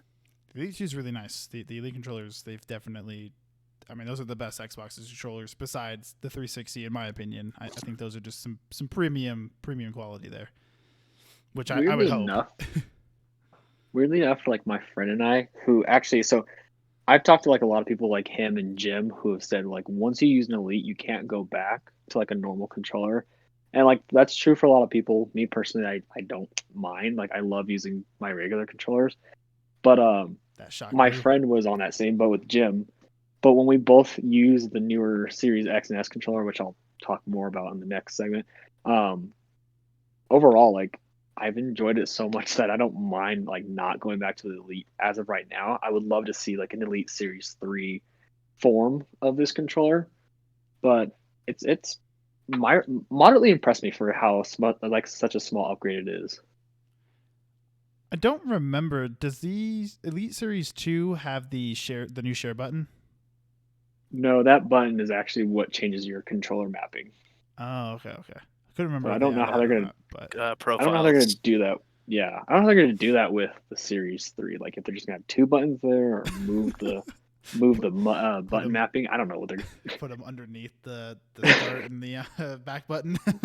They can bring back like the buttons on top of ABXY. Oh my god! No, not the black and white Xbox. buttons again. No, bring it back. Leave that there. I'll buy it. I need my Halo flashlight button back. Amen. Day one purchase. The last thing I'll say about PlayStation before we move on to Mr. Team Xbox is I was a little scared because everything I took the PS5 out of the box. Everything was nice, super easy. I signed in with the app, did all that stuff, fun stuff. The fan super quiet. I'm super glad that I don't sound like I'm having an airlines in my basement at all times. It's super like I can play any game I want and I never have to worry about takeoff. Like we're good to go. Nowhere's flying. Like we're good. I was a little scared, and AJ, I doubt you had this problem because you haven't said anything. I beat Spider-Man. I was doing my new game plus, got to the first level, and the game started to stutter and then it froze, and then my PlayStation just shut off. And I was terrified. I didn't know what the hell happened. At first I was like, damn, did the power just like go out? Like what the hell happened? But everything was still on except for the PlayStation. Luckily it turned on, everything was fine. Found out a couple days later that some PlayStations were bricking, some PlayStations were having similar problems where their shit was just shutting off. So I was terrified for a little bit. So far, I will say, no problem since Friday. So we've made it 1 week without any defectiveness, which thank God. But I don't know what I would do. Keep in mind, both of the new consoles, they are launch consoles. Like there are bugs, there are software issues. If you see a software update for your Xbox or your PS5, do it because it's probably trying to fix something that a bunch of people discovered. And I will say on Saturday, I don't know. It was Saturday, Sunday, or Monday. All three of those days feel the same Jesus now. Christ. But it was one of those days. There was a software update that came out, and I haven't seen any issues on my side since Friday. I haven't seen anyone on Twitter talk about that issue. I also know for Xbox and PlayStation, Call of Duty was doing the same thing. It was just not shutting off their systems. Well, some people's systems were shutting off, but a lot of their games were just crashing and not working. I think that's solved now. I don't think, I mean, obviously, James, you've played the most Call of Duty on Xbox out of all of us, so I don't think you've had that issue. But I mean, obviously, they're new systems. Things are going to happen. I don't think Sounds it's like too more much of to worry about. more of a software issue than it is a console issue for either of them if it's Call of Duty. Yeah. It is. Call of Duty Cold War has crashed my One X and my Series S. So Nice. it's definitely not a console problem. It's Call of Duty just because this happened last year with Modern Warfare. It crashed my One X literally every time. I'm not lying about this. Every time I loaded up multiplayer, my console would crash and like shut down. And It's like just I no got to the COD. point where I wasn't even scared. I was like, all right, let's turn it back on, try it again. Damn Call of Duty. It's basically what it was like, and like the fact that it's happening again on like both current, or I guess not current, but past gen and current gen consoles is a little amazing. But I mean, it is Call of Duty. For sure. Well, I guess moving into that segment, you two have been playing with the new Xboxes. You have the Series S, and Tommy has the Series X, which is wonderful because now you both get to talk about the differences there. I guess. Who wants to start here? I mean, James has probably played more on his S than I played on the X, so. So for me, like the S is probably like one of the most underrated consoles of this gen so far. Because like there's like three key things that I love about it. One, it's fast, well, obviously with the SSD. It's super quiet and it's super small. Like three really major things that are pretty crazy out of this generation, especially with how big both consoles took it with the Series X and the PS5. But overall, the Series S plays well. Obviously, it's not running native 4K, but playing like Call of Duty, whenever I play that game on my One X, I mean the One X never got loud, but it definitely got like visible where I can just sit there and like hear it go. Ooh, and I was like, oh boy. But with the Series S, I could play that thing for hours, like 4 to 5 hours on whatever max settings the game can do on the console.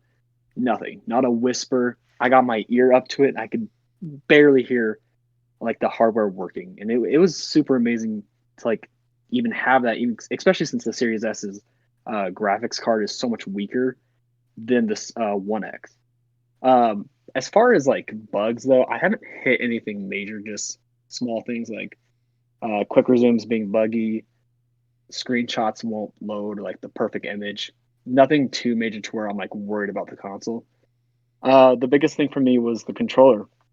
It was actually very, like I said, it's a very small adjustment to what the Xbox One controller was, but it's enough to where I'm noticing it and I'm enjoying using this controller way more than I use like just a regular Xbox One controller. Like I'll jump to my regular one on the One X, and overall, like I'll be sitting there and I'm like, I miss the Series S controller. I miss the share button. I miss the way the triggers are shaped. Like it's very small stuff, but it's noticeable if you're jumping back to like just a regular Xbox One controller or maybe even the Elite, depending on the kind of person you are. Right. Yeah, my brother-in-law got the Series X, and I helped him. I unboxed it, which I will say the unboxing experience for Xbox was nice. I do enjoy. I mean, obviously it's unboxing a console. Not a lot of people care about that kind of stuff, but it was nice. Other than just the 8 cartons from Sony, but the controller definitely felt very similar to the Xbox One family controllers because realistically speaking, they are the same, but they did make those small adjustments with the.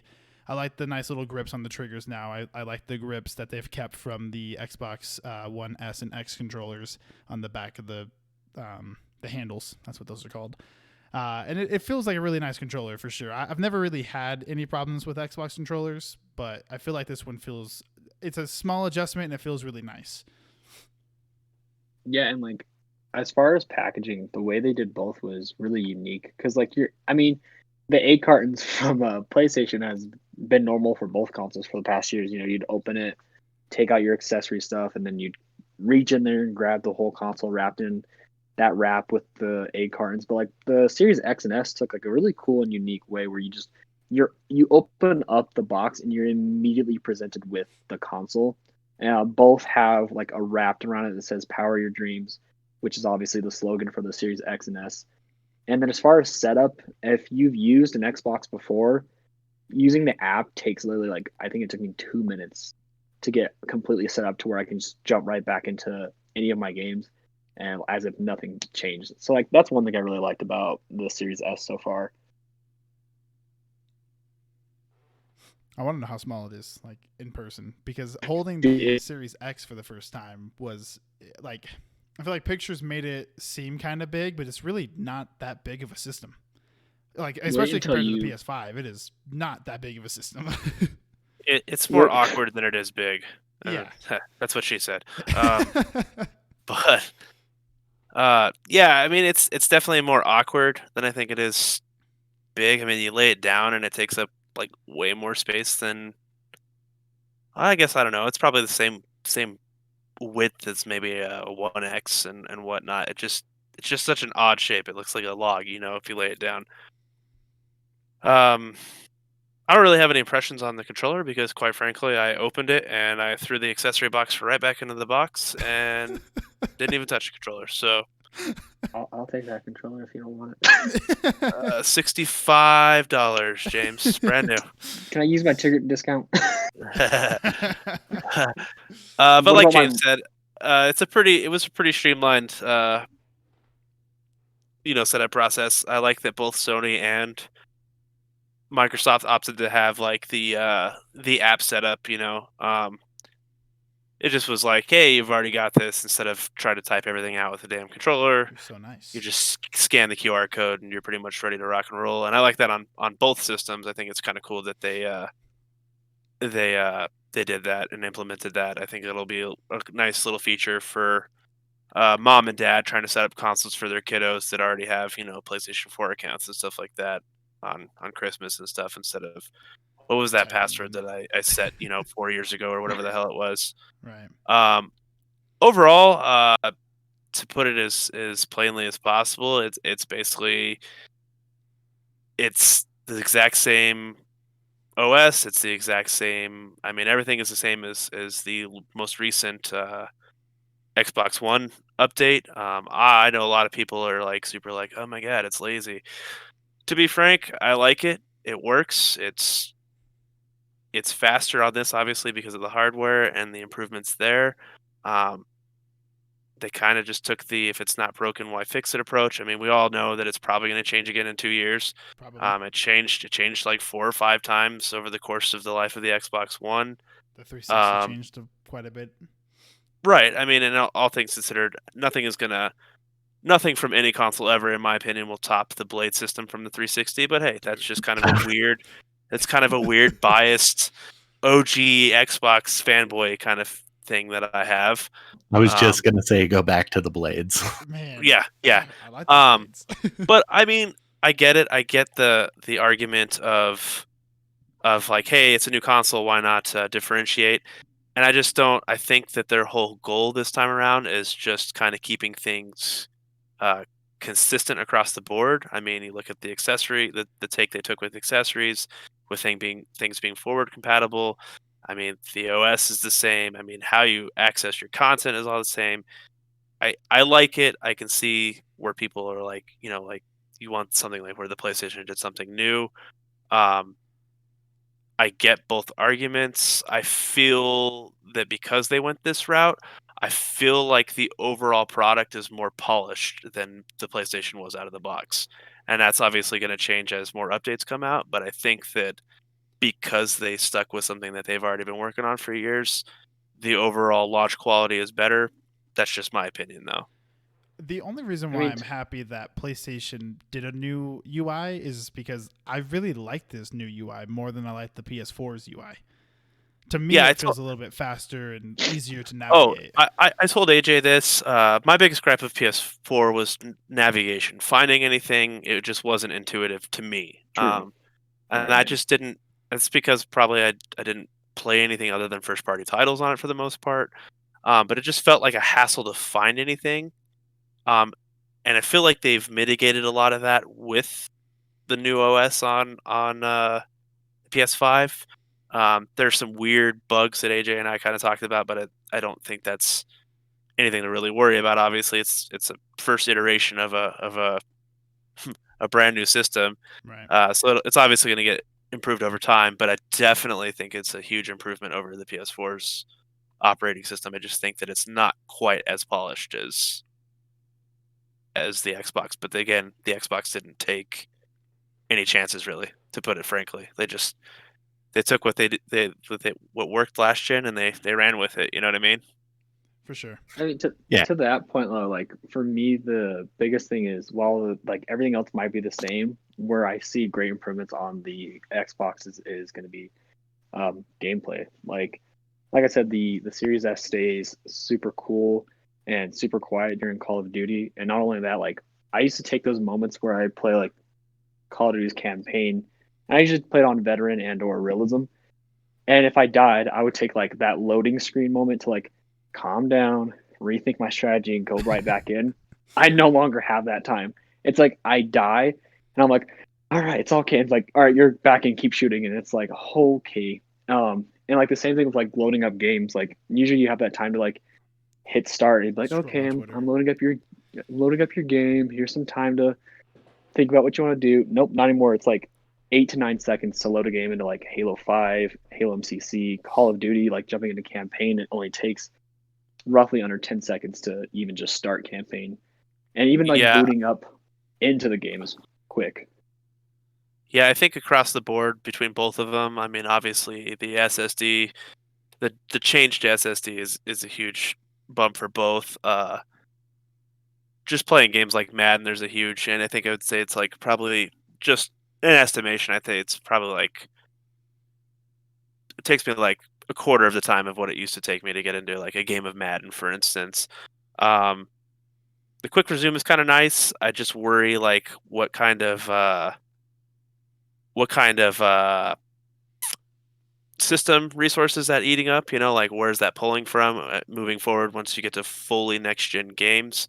Like, what does that mean? You know, like sure, I'm bouncing between the last gen version of Madden and Valhalla that's not even been fully updated to the next gen version, and it works fine. But like, what happens when we get 3 years in, and that what kind of resources is that demanding from the rest of the system itself? You know what I mean? Right. Is it like taking away frame rate or taking away any kind of resolution? Right, because it's storing those games in a state, right? But that's going to require some sort of processing to do that. I mean, I'm not super well versed in the technical aspect of it, but I mean, it has to. There's not any other explanation for it. Yeah. Yeah, I think that's something where their plan, and it's good that they're homogenized between the series and the one, because the plan is as the games get more powerful, the slim model will be out or whatever the revised model is. So by the time that would become an issue, there'll be a new one. So I don't think it'll matter. Yeah, I mean, I think it's a really cool feature. Um, I mean, I think we probably see something similar to it on PlayStation at some point. Maybe they don't even need it because of the difference in SSD speeds. Um, but yeah, I mean, it's kind of cool to be able to like the Red Dead thing. Like AJ and I talked about this a few weeks ago, and it's like it's just a drag to load that game. It is an absolute drag to load that game. Wait for it, then you get to the menu, and then you wait You wait again again. to get into your game. Just like So to GTA. be so to be able to like hop between Cyberpunk when it comes out, and if I want to go play a game of Madden or hop between Red Dead's campaign and Cyberpunk, like the concept of being able to do that with minimal delay is pretty exciting. I mean, we still have the content hurdle, which I feel like hopefully with spending as much money as they have, that is not so much of an issue. But I I hope mean, so until too. we see it, you can't say anything. You know what I mean? Yeah. I mean, that's a time thing, that we have years to figure that stuff out. Right. I think people just, oh, they bought all these studios, and I'm like, yeah, but we're talking inside of 2 years. They release something fast. You guys bitch about it. It's kind of like a catch 22. Yeah. But I mean, overall, it's it's familiar and it's a better overall experience. I find myself waiting more on my internet connection on things. So like when I load into the store, it's more often than not I'm waiting for the network side of things to catch up because the store loads that fast. Um, but yeah, I mean, as far as hardware go, it's about as solid as you can get, you know. One thing I found like really amazing was I was playing this game called Bright Memory on the Series S, and I started playing it around like I don't know Saturday Sunday, and I was up at a friend's house and I decided like all right I'm done playing, I'm gonna wrap up the Xbox, and so for a couple of days like I hadn't been using the Series S because the One X was just conveniently set up, so I'd start playing that, and then like Wednesday or even yesterday I believe it was, I went back to the Series S and I was just thinking like, oh, I kind of want to play that game again. I literally clicked on the game, and mind you, it's been unplugged since Sunday. It was immediately back to the pause screen, not the main menu. Like I could hit play and just continue. And they talked about that with like the Series X and S's, even on like a full on shutdown, being unplugged for a week. The moment it's powered on, you can jump right back into your games, and that's exactly what happened to me. Interesting. Okay. Yeah, as long as it's not like a crash or an unexpected shutdown, Yeah. it'll save it in the RAM memory state. So Yeah. it's pretty sweet. Witchcraft. Wizardry. Yeah, I mean, I think overall, my time with both is very limited. I think there's a lot to look forward to on both. In terms of the hardware side of things, obviously there's a bunch of first party stuff from Sony that I'm interested in. I mean, Horizon Zero Dawn.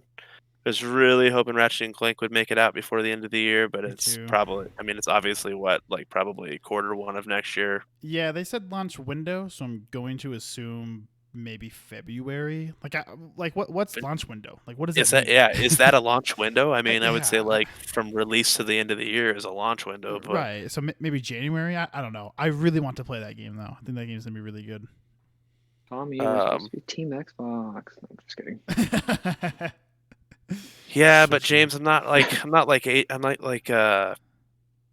Jay and Jim though. Like, I can be somewhat objective. Like, don't get me wrong. Like there are my things that I'm like totally biased about. But I mean, I think overall, I'm just a fan of games, and I think Yeah. wherever they're at, I'm gonna go play them, and I don't think that's. I think console wars is just at this point really dumb, especially with how both consoles are doing really well out there, and I think both parties should be happy for either side.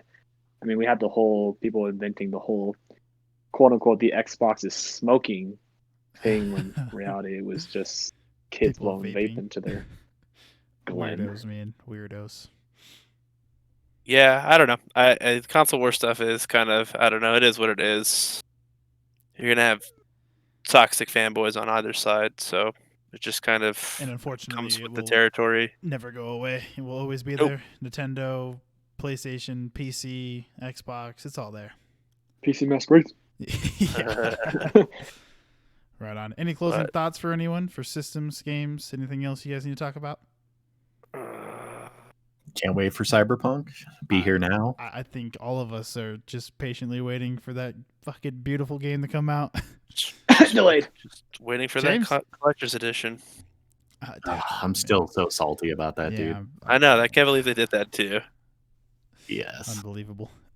I think my biggest closing statement would be like just no matter like where you're playing on PS5 or the new Xbox, like just have fun. Don't let anyone ruin that for you. And I guess like to what AJ said earlier, right now, like if you're having any issues with these consoles, like it's like only been a week. They're gonna have their problems, and these consoles do come with a 1-year warranty, and some places offer an extended warranty. So right now, don't fear.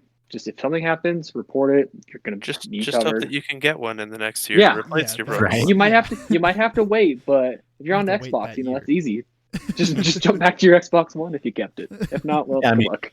Hardware issues are a completely different thing, but I mean, software stuff, it's early. Like every console has issues for the first like month or two. Well, and especially these consoles have SSDs now. Like now they're producing a lot more power and a lot more speed within those games. So of course they're gonna have minor crashes or a few bugs here and there. HBO Max is like had some weird issues on my Series S. Like I'll be just searching like the queue, and then like I don't know where it'll let me go down, but it won't visually show that I'm going down. Like I can hear the little thing going doot doot doot, but it won't move the screen, and then they'll just throw me out, and I'll just continue to click on HBO Max, and it'd be like, no. So I don't know. It's just fun issues, bro. Yeah, I mean, I think the biggest thing I can say about stuff right now is like, good luck going back to any of the old consoles. Definitely. Yeah, no chance. Yeah. Loading screens, everything. No Yeah, chance. I have a 1S, a launch edition from whenever those came out. So the 2 terabyte one. So the very first one of the S they did. And that is like strictly the Netflix machine, and that's almost too slow. That's almost too slow for me now. No, Yeah, I that's mean, we're understandable. at an Dude, awesome time where games are just awesome right now. I mean, doesn't matter where you want to play, what you want to play. Like, we're at the start of an entirely new journey for games and the future of what they will be over the next 7 to 10 years. So, I mean, enjoy it. Console wars have been done for a long time, in my opinion. I mean, there's always going to be fanboys everywhere, but Yeah.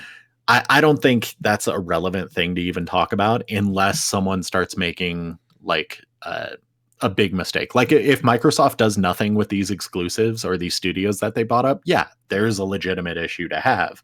But right now, it's just optimism. You know, we have a ton of stuff that's upcoming. We have a ton of great, great games, and the majority of what everyone plays is third party for the most part. So it doesn't matter where you play, or play with your friends on whatever system you like.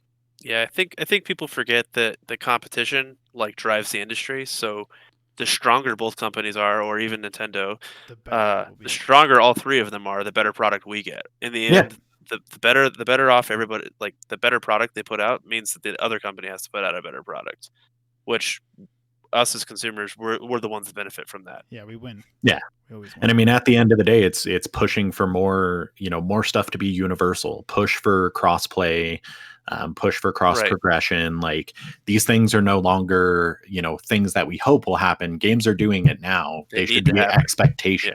Yeah. Every game that comes out, you should expect, if you can play it on your PC and your Xbox and your PS5, you should expect to have your same character on all of them. If you don't, that's an issue. If a game decides not to be crossplay with another, if Sony decides to be stubborn like they were early on with Fortnite and stuff like that, that's stuff that I would easily call Sony out. If Microsoft doesn't do anything with the awesome properties they have, I would call them out on that. That's not a console war thing. That's just a utilize the stuff you have. Don't create a walled garden where there doesn't need to be one. No, I agree for sure. I think you and I have had this conversation multiple times, AJ, but I always talk about, competition's everything. I mean, if Xbox isn't doing as well, then PlayStation necessarily doesn't have to keep going on that momentum train that they're on. If Xbox finally starts to produce a lot of these great games that we're hoping to get over the next couple of years, then that means PlayStation now has to light up that fire again and keep it going. And then look at it off in their own world, but Nintendo still makes very good games. Look at the news that was that people were talking about today, where Jim Ryan is hinting at a competitor to Game Pass. Like, that's big news. That would not happen if Microsoft didn't have Game Pass. If Game Pass wasn't like the best possible deal you could get, Sony wouldn't even be considering it. They would just sit on PS Now. Yep. Yeah, it baffles me that people are like, and it's the wild thing is Sony fans that are mad about it. They're like, why? This is useless. And I'm like, it's useless it's useless to you. Like, you don't see the value in it, but it's the idea that it's something successful from another platform is the reason you don't like the idea of it. Yeah, exactly. Well, and I mean, that's the thing is, a lot of people have these weird gripes between like Game Pass and PS Now, but a lot of those people haven't gone back and seen how PS Now has improved in the last like 4 years. Like, Game Pass is better, hands down, and PS Now has improved in some of those ways, but they're going to need to do a full evolution to catch up to Game Pass. And I think that's what we're waiting on. That's what they're going to talk about. My assumption is they integrate the new PlayStation collection and PS Now and call it something new. and Yep. start to include a bunch more third-party games. Which, I mean, if it competes with Game Pass, I'm all about it. PS Now is already available on your PS4, your PS5, and your PC.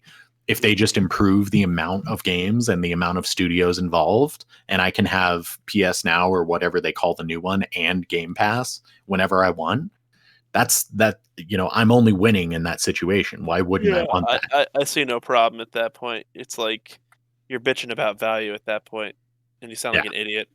Yeah. That is fair. Right on. Well, we've gone for 2 hours yet again. We've done it. We got a nice long special episode, which whatever, that's fine with me.